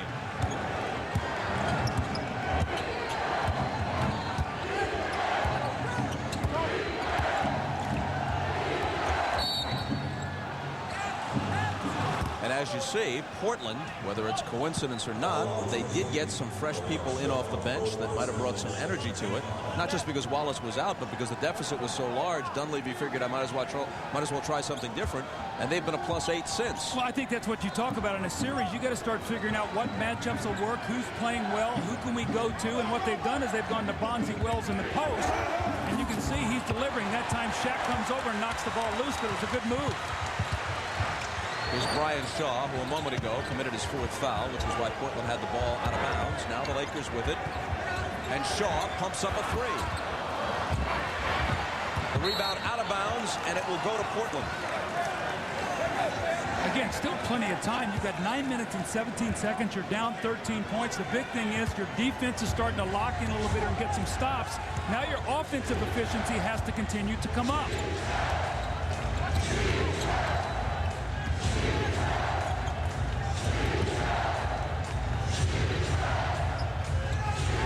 Wells, jumper way short, but there was some contact and a foul, and that'll be 5 on Shaw. Kobe Bryant wants back in the game badly. Looked at Phil Jackson. Phil saw him, and here comes Kobe. So Kobe's going to come in. Probably the reason he's coming in, even though he has 4 fouls, is to play against Bonzi Wells, try to calm him down a little bit. Kobe, a first-team All-League defender this year. Bonzi Wells, second-year player out of Ball State, makes the first. Steve Smith in, now Scottie Pippen out. Scottie's done a good job today. When he's been out there, his team has played well. When Mike Dunleavy substituted for him in that second quarter, that's when they really lost the momentum and sort of came unraveled.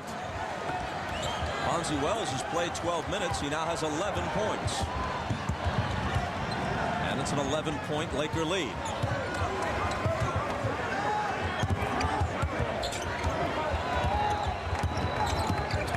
Kobe with Wells on it.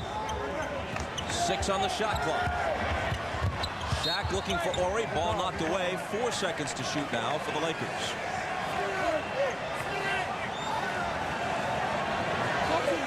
Talking about Shaq underneath the basket. They do not want it to lob right to him, but the problem you have is if they lob it to him, Fox stepping right in out of bounds will be open. So be aware of Rick Fox here stepping right back in bounds, or Ori for a 3 out of the corner.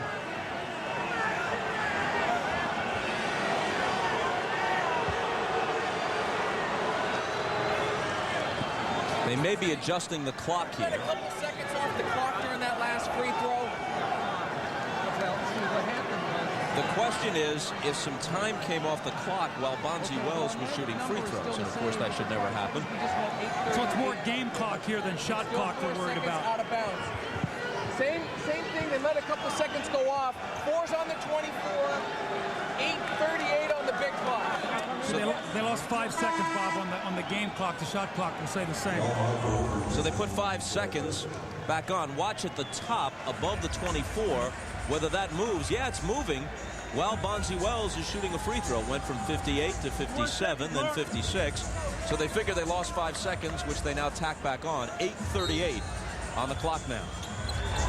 The lob into O'Neal, who gets rid of it quickly. It winds up in Harper's hands for the easy lay-in. But see, Bob, I said that was going to happen because they double-teamed Shaq. So what he did, he caught the ball. Harper stepped right in for the layup. That's a set play when you try to prevent Shaq from catching and shooting against that clock.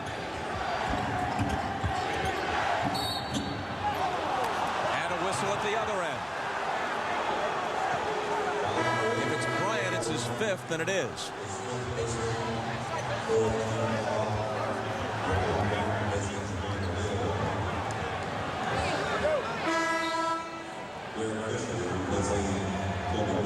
With the 5 fouls, Bryant out, Fisher back in. Jermaine O'Neal goes out for Portland, and Brian Grant replaces him. Now they'll put Rick Fox over on Bonzi Wells now. So remember, Rick Fox loves to script that ball as the guy tries to take it up. The lob intended for Wells doesn't come off. And the ball went out of bounds, touched last by Portland.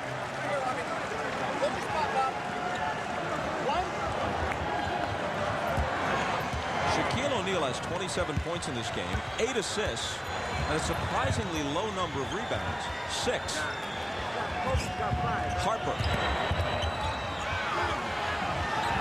Out to Fox. Shot clock at 8.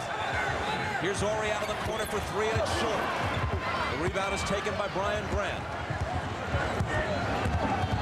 Portland down by 13. Detlef Schrempf cuts it to 11. Portland's had a lot of opportunities here. They've been able to count in when they've been able to stop them. They get into some early offense. That's what they need to do. The Lakers hit 8 of 11 on threes in the first half. They're 1 for their last 8 from beyond the arc in this half. Fisher got around Grant and got the roll. 2 critical baskets, one by Fisher, one by Harper to try to stem this tide.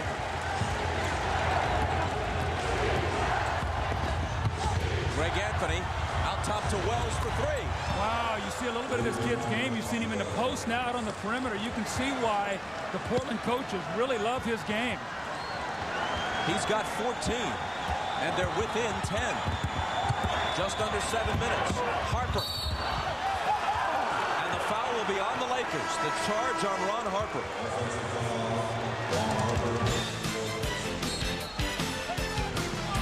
You try to get back with the long perimeter shooting. First of all, Detlef Schrempf off the broken play. Nobody covers him. He knocks it down. And then Greg Anthony, great penetration. And he finds Bonzi Wells on the opposite side of the court with a diagonal pass. He buries the 3. It's a 10-point game. A lot of time left to go as Portland is gaining some momentum. In a sense, it's been a roller coaster season for Mike Dunleavy's Portland TrailBlazers. They had that 45-11 record before the February 29th loss to the Lakers. Then they were knocked out of their groove for a while, barely over 500 the rest of the season.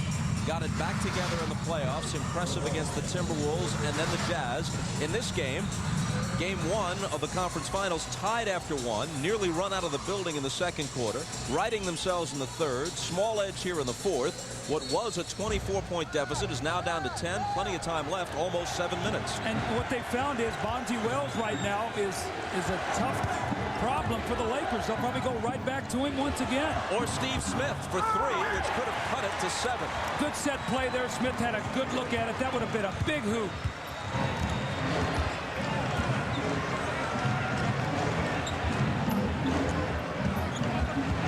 In the lane. How discouraging is it to fight and fight and fight to get back into something, and Shaq make it look so easy, so big, so strong. He has 29, just about his average for the regular season and the playoffs.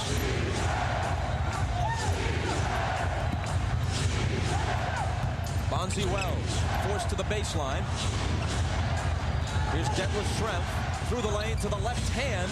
Tough shot, couldn't finish it, tries it again. Ball still loose, batted outside. Fisher outruns Anthony, who grabs him by the seat of his pants to hold him up. Almost deep-hands slapstick style. Well, that's a good play that time by Greg Anthony, prevent the layup. This is great hustle by Derek Fisher, the loose ball, and he just beats Anthony to it by about a half step. He's got a clear path to the basket here. So rather than give up the layup, Anthony grabs him, then holds him up. So it'll be a 2-shot foul here because of a clear path to the basket foul. Detlef Schrempf, meanwhile, very upset, thought he was hammered trying to follow his own miss earlier.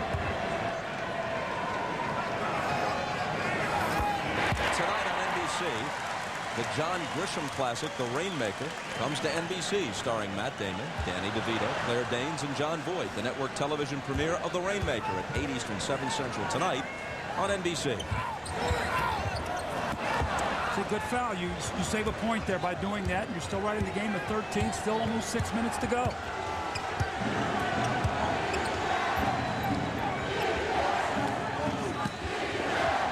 Steve Smith out to Bonzi Wells. Smith, big height advantage on Derek Fisher. Illegal defense call. Well, Shaquille O'Neal right underneath the basket. The first post-up play, he started to come over and double team. He started to go back across the lane. They reposted him, and then he just stood underneath the basket. Now watch Shaquille O'Neal. He comes over to double team. Then he starts to go back, and he stays right underneath the basket. His man is lifted up all the way up to the three-point line. So that is the second illegal defense. Technical foul. Steve Smith will shoot the free throw. Then they'll get possession of the ball with a new clock.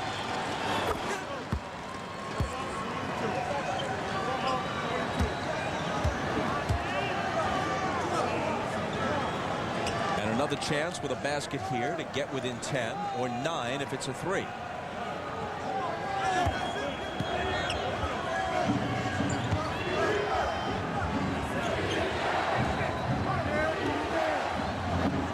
Bonzi Wells, 6 on the 24 as he backs in. That one's short. The rebound to Shaq.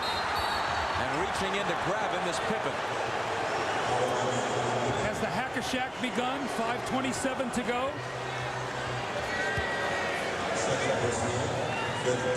That's a 15 foul, so they're over the limit, so Shaq will be shooting 2 free throws. Now remember, when we were in here January 22nd, 12 seconds to go in the game, Bob, Kobe Bryant had fouled out, Lakers down 2. Phil Jackson took Shaquille O'Neal out of the game because of his poor free throw shooting. Derek Fisher missed a jumper. Portland won that game. Here's what we talked about, the critical fourth quarter free throws. And the first one is there for him. Kobe coming back, playing now with 5 fouls. It was after that game where something really clicked with Shaq. Wait a second. I'm not going to be on the floor when crucial games are decided if I don't improve my free throw shooting. And he did improve it dramatically from that point to the end of the regular season. But he's dipped beneath 50% again so far in the playoffs.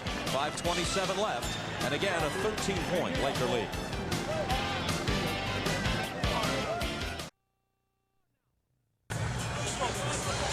That was the voice of Mike Dunleavy. Keep the pressure on him. We'll crack them. Well, they trailed by 13, but they were down by 24 at one point. For the sake of argument, if Portland doesn't come back and win the game, does it still mean something that they make the final more respectable? Sure it does, because what they've done is they've found out that Bonzi Wells could be an important piece, you know, in this series. Now, in the first series against Minnesota, he didn't play a whole lot. Actually, 2 DNPs the last 2 games. Did not play that much against Utah. This could be a series. He could be one of the deciding factors. So that's why, as a coach, you keep looking for things that are going to work. It's a 4 games that you have to win, not just 1. 1 out of 2 for Shaq on that trip to the line. He has 30 points, 8 rebounds, 7 assists. Portland's Arvydas Sabonis, as Steve Smith deals it back outside to Pippen. His jumper is good. Sabonis has played 32 minutes, hasn't scored, has 2 assists and no rebounds. Zeros in points and rebounds for Sabonis. Looks like Brian Grant has fouled Shaquille O'Neal off the basketball, so it'll be interesting to see Phil Jackson's reaction to all this. I remember Don Nelson did this in Dallas to Shaquille O'Neal one time. Shaq took umbrage to it, but again, when you're that big and that dominant, and the rules state you can foul to get back in the game and you have to make free throws, well, that's what you got to do. It's not fair that he's bigger and stronger than everybody inside either. Interesting approach by Dunleavy. And Shaq obliges by missing the first. Now, just keep your eye on Brian Grant here in the right corner of our screen. The minute Shaq gets across half court, he wraps over and he grabs him. So, again, fourth quarter free throw shooting. Shaq is 2 for 6. Now 2 for 7. But the rebound goes off Shrimp's hands, but as that happens, Robert Horry pushed him for the Laker foul. Why do you keep playing the game, Bob? If this was a 20-point game, those free throws wouldn't mean anything.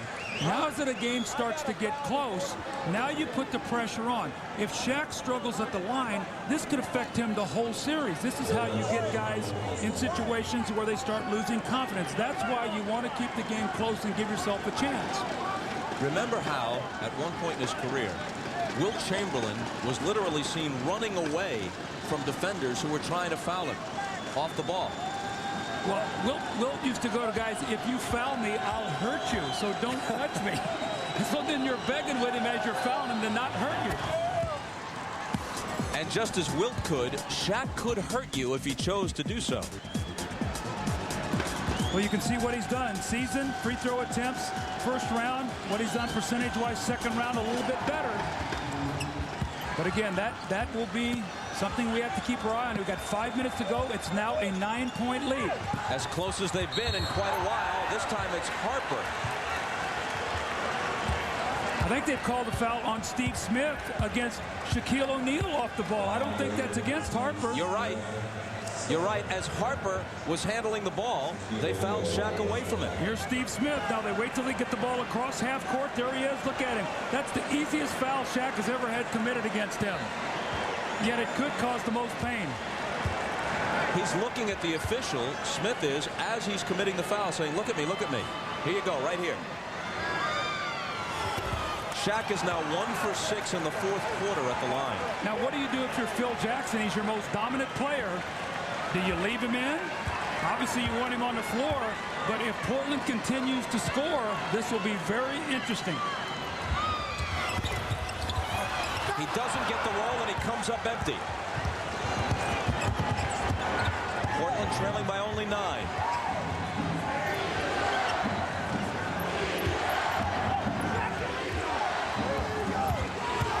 Wells backing in, and a whistle as he releases it. And this one will go against Portland.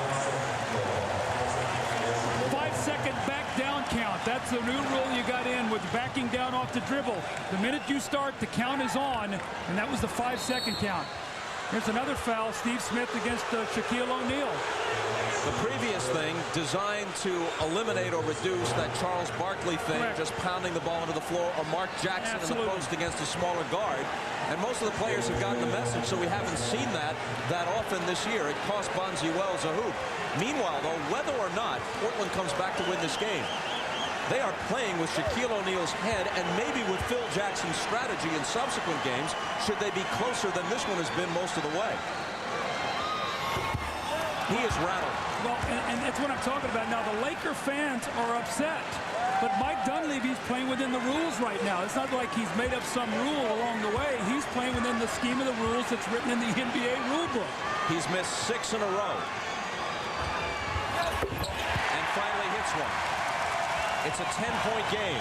The fans try to give him some encouragement by coming to their feet, many of them, after he hit that one. Now you know what's going to be talked about between games 1 and 2, Bob. There's always something. Scottie for 3. Harper grabs the rebound. Della Shrimper, tell him to foul him right now. Steve Smith from the backcourt was pointing toward Schrempf, saying, foul him, foul him. That's 3 on Schrempf. Nobody on the floor besides Grant has as many as 4. Grant has 4. Well, the thing about this is this strategy is only going to get you back in the game if you start making some shots. Portland has got to make some shots. This gamesmanship, though, is fascinating. Again, the Laker fans are very upset, and you know what? This might not be pretty, but Mike Dunleavy's trying to win the game, not friends. And also to influence the rest of the series.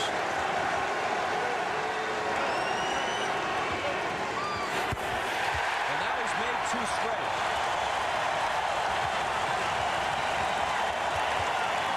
Have you ever heard a bigger roar over a made free throw?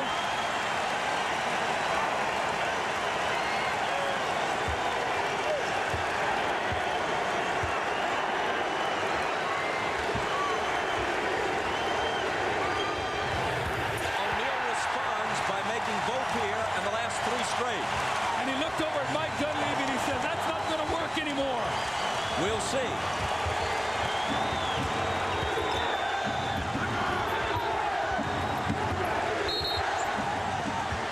Harper was on Wells and a Laker foul. That'll be 5 on Harper.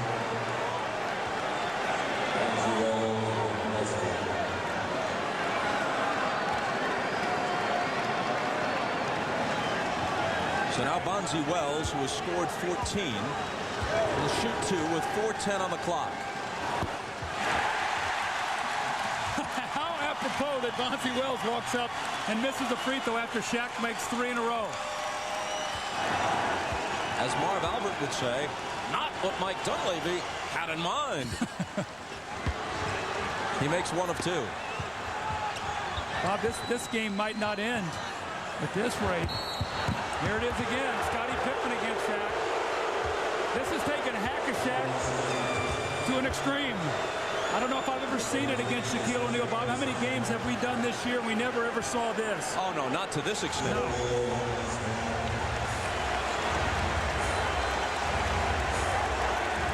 This is a game, regardless of its ultimate outcome, that will be talked about for a long time.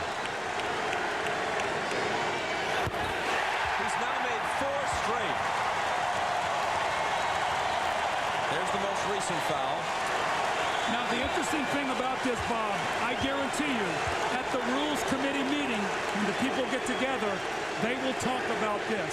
Because it is within the framework of things if he makes 5 in a row, but I don't think that they want the game to be played this way. So Mike Dunleavy's not breaking any rules, but I think you're going to see this game talked about for a long time. You're right about that. Steve Smith tries the hook and misses. Shaq grabs the rebound, and they immediately foul him. When he missed his 6th straight, I offered the thought that he appeared rattled. Apparently, I was wrong. Well, you know what? I think what you're seeing in Shaquille O'Neal, this guy has got a lot of pride, and he's a winner. And he was embarrassed, and he got himself together, and he's made 5 in a row. And hats off to Shaquille O'Neal for stepping up there and doing what he's done. It's another reason why he's the MVP.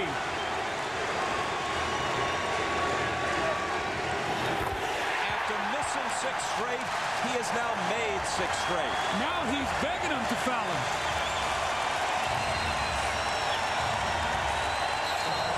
He's saying, hey, want to foul me? Might as well foul Rick Barry, buddy. How about this? Little unexpected drama late in the 4th at the state. Part of the reason why Mike Dunleavy started this hack-a-Shaq strategy so early in the 4th quarter. And now Shaq has made 6 in a row. Look at him glaring over at Dunleavy. Dunleavy knows that pretty soon the situation is going to change. Bob, in the last 2 minutes, they have what they call an away-from-the-ball foul. And if that were to occur, anybody on the Lakers can shoot the free throw, so they can put their best free throw shooter at the line. Then they get the ball sideline out of bounds. So that's where it becomes very penal, where you could put Glenn Rice, Kobe, one of the best free throw shooters, get the free throw and then get the ball back. So that's why Mike started this early, hoping it could get him back into the game. Shaq has foiled that by making his last 6. So 3:53 remaining now. And the circumstances change once we move inside 2 minutes. 7 in a row, and with that free throw, he breaks the record previously held by Michael Jordan for most free throw attempts in a single period of a playoff game. Shaq has hit 8 of 15 in this 4th quarter. And the call goes against Portland, an offensive foul. Through the first 3 quarters of this game, Shaq had shot 2 free throws and made 1. He shot 15 in the 4th, and now they're taking Shaq out of the game. He has more than made his point. Jackson is aware that the rule will change inside 2 minutes. But more importantly, Shaquille O'Neal has laughed last against Dunleavy. Very good point as we see Bonzi Wells with the steal, but I think what Phil has done here, the reason Shaq is out now is he wants him to finish on a high note, making his last 7 in a row.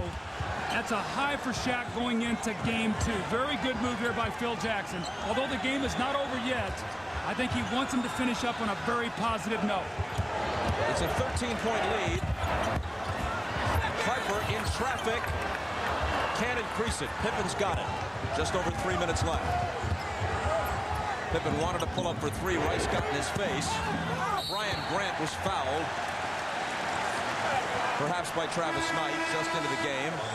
And it was his first. Curious substitution now as we see Shaq there. The things you talked about, 2 of 10 start, since 7 of 7. But Damon Stoudemire is coming into the game for Bonzi Wells. But more importantly, Sabonis is coming back into the game. Now, without Shaq in the game, does that mean they're going to try to post Sabonis against Travis Knight? Maybe, oh, here comes Shaq back in the game. So Phil said, okay, Sabonis is back in, and I'm bringing Shaq.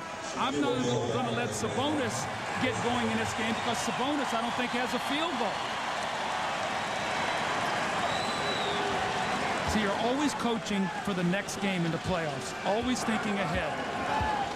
You're right about Sabonis. Doesn't have a field goal or a free throw. He's been blanked. Schrempf on the offensive glass. Rejected by Shaq. They're going to foul Shaq again. Scottie Pippen runs across the floor and gets him one more time. Shaquille O'Neal comes in and immediately makes his presence felt with the rejection of Detlef Schrempf, and then he looks at him and nothing knows about it. Here comes Scottie Pippen running across the floor. Little tag, you're it. Shoot 2 free throws. Several minutes of playing time ago, Mike Dunleavy alerted Ron Garretson to this strategy during a timeout. And Garretson told his partners, Mathis and Delaney, to be alert for it.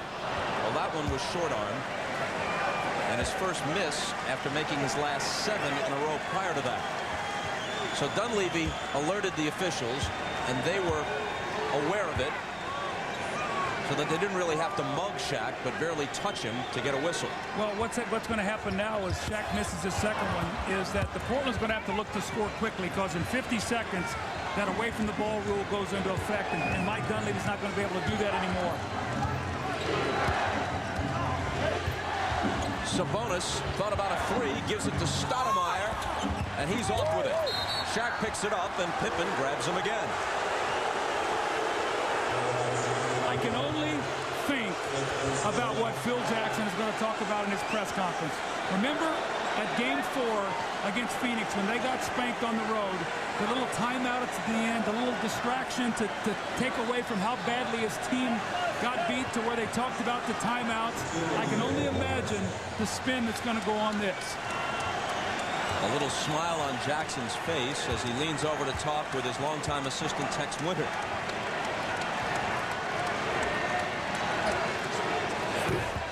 Another miss. Let's listen in on the officials from earlier. I asked Mike, because I said it would help us. They're going to start taking fouls on Shaquille virtually every time he touches it. So let's be aware of that. That's the conversation we were talking about a moment ago. Made 7 in a row, missed 3 in a row. Now hit that one.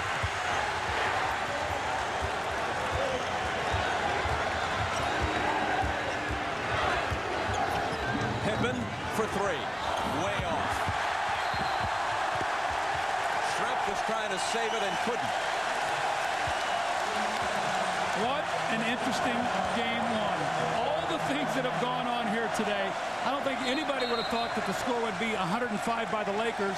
A very low-scoring series, all 4 games in the regular season. But today, the Lakers shooting, their ability to not turn the ball over, has really been the difference in this game. Now it's Sabonis, who just walks over and grabs Shaq right in front of Mike Mathis. So Dunleavy is sticking with his strategy to the bitter end, which will come 20 seconds from now, and the clock moves inside 2 minutes.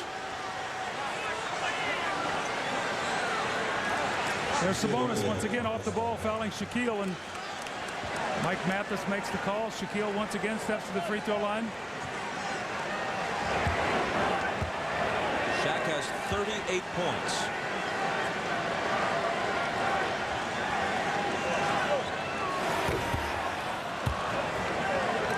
Don't forget Game 7 tomorrow.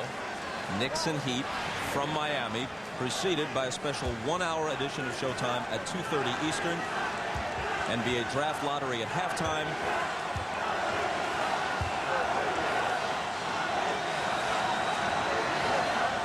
And now Shaq for his second try. Got it. Bob, this opens up a lot of questions. What if, let's say Portland in Game 2, maybe even winning in the 4th quarter. Do they employ the same strategy starting early in the 4th quarter to try to do the same thing? I mean, it's interesting because we haven't seen anybody do this all year long. This opens up a whole different kind of hack-a-shack that I've ever seen. Stoudemire missed. And Sabonis grabbed Shaq almost exactly as the clock went to 2 minutes. But they may say it happened at 2:01. We'll see. No, I read Ronnie Garrettson's left. He said that's the away from the ball foul. One shot, anybody can shoot it, and they get it back. So that strategy's now done. Phil Jackson is just enough of a game player. He's going to let Rice shoot it. It ran through my mind, but with a 14-point lead, maybe he'd let Shaq shoot it. Just to spite Dunleavy. Again, the rule is anybody on the floor for the Lakers can shoot the free throw. Mike Mathis says, hold on, before Rice attempts the shot. Now, Rice missed it. Shaq said, I can do that. Let me shoot it. There's 2 on the clock. The question is it at 2 or inside under 2? 2? Or inside 2. That's what they're discussing right now. And to be truthful, it looked to me like the whistle blew when it was 2:01. Since we have 2 shots to kill in playoff. So they've reversed themselves, and they do put Shaq on the line for 2. Remember in 1991, Mike Dunleavy took the Lakers to the NBA Finals against Phil Jackson when Phil won their first championship. So these guys have met before. Shaq needs this next one for an even 40 points.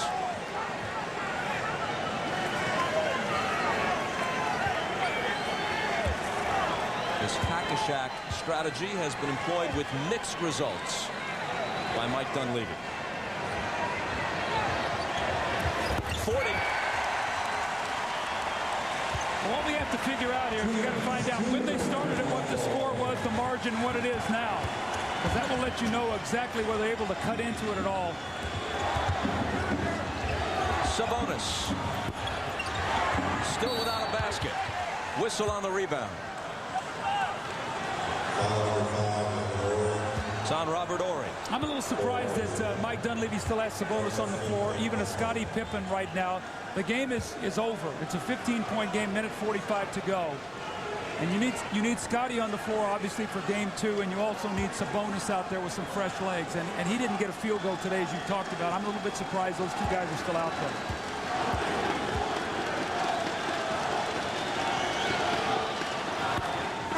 Saturday on NBA Inside Stuff, Ahmad Rashad visits with the Trailblazers' Scottie Pippen, a 6-time NBA champion with the Bulls. Pippen talks about the challenges that lie ahead in order to win another ring. Inside Stuff next Saturday on NBC.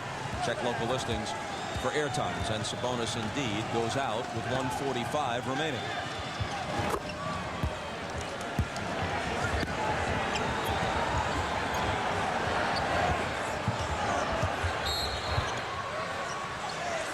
And now it's Harper who's fouled by Stoudemire in the backcourt.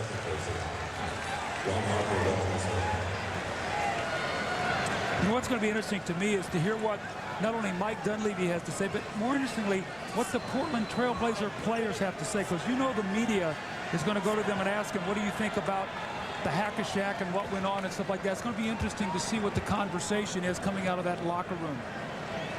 Well, the appropriate answer from the players is we have faith in our coach, Mike Dunleavy. He's gotten us to this point. It's his job to decide the strategy, our job to carry it out. Now, that's the appropriate thing to say. The question is, what will be said? As you know, as both former player and coach, it doesn't always go according to plan. Correct. And it's when somebody asks you the question and how you feel when that question's being asked.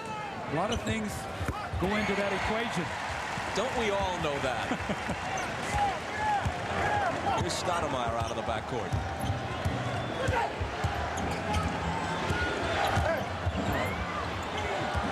They threw it away.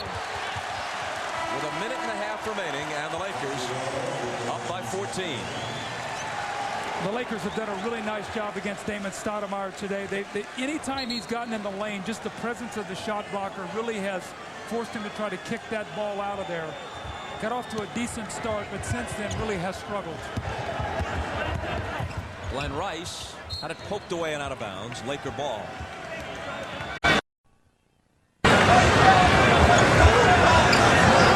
Now Harper just holding it out there, looking to run some clock.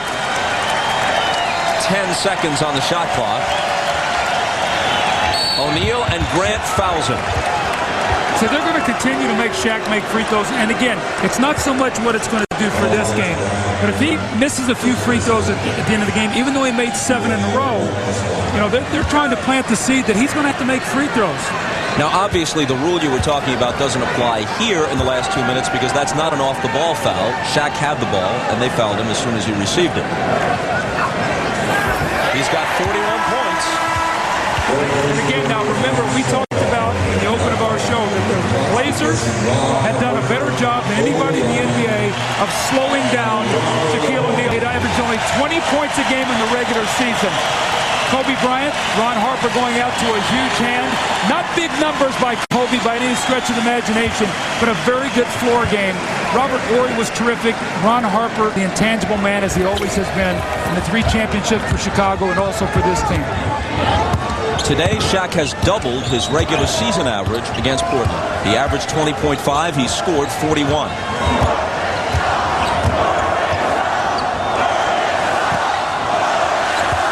And a less than genteel chant starts here at the Staples Center, directed at the Trailblazers. O'Neal misses, and the bigger O'Neal rebounds. Well, Travis Knight is in the game to come in for Shaquille O'Neal. I don't know whether he'll get in the game or not. Well, maybe the Lakers will take an intentional foul eventually, so Shaq gets the ovation that he deserves. O'Neal with a jumper from the edge of his range that's no good. Jermaine O'Neal the rebound. Barnesy Wells in the front court. Fires a 3. Fox grabs the rebound. Well, Bob, in game 1, the gauntlet has been laid down. The Lakers were terrific. Rasheed Wallace gets ejected. We've had Hack-a-Shaq. He shot 20 but 5 free throws in the 4th quarter. 27 for the game. The Lakers go up 1-0. And game 2, Portland must win. Because if they don't, the simple math is they'd be faced with having to win 4 out of 5 against a Laker team that looked pretty good today. For Shaquille O'Neal, 41 points, 11 rebounds, 7 assists. Here he is with Ahmad. All right, thanks, Bob. Shaq, first of all, we got to talk about this Hack-a-Shaq. What was your initial reaction when that started happening? I think it's just a total amount of respect to my game. It's a shame when the other coach has to cry, when the other big man, who's also 7 foot 330, has to cry, wane, and flop. It's just a respect to my game, but it hasn't worked all year, and it still ain't gonna work. Initially, were you upset at it? I mean, does it upset you? I don't get upset, you know, it's just I need to go line, take my time to make them. I mean, I'm known throughout my career to hit one, so now I just need to start hitting 2. What was going through your mind every time that you made one coming back down court? You looked over at Dunleavy. I wasn't trying to, you know, be disrespectful. I'm just, you know, I'm just trying to let the whole world know that that's not going to work, ever. All right, Shaq. Back to you, Bob.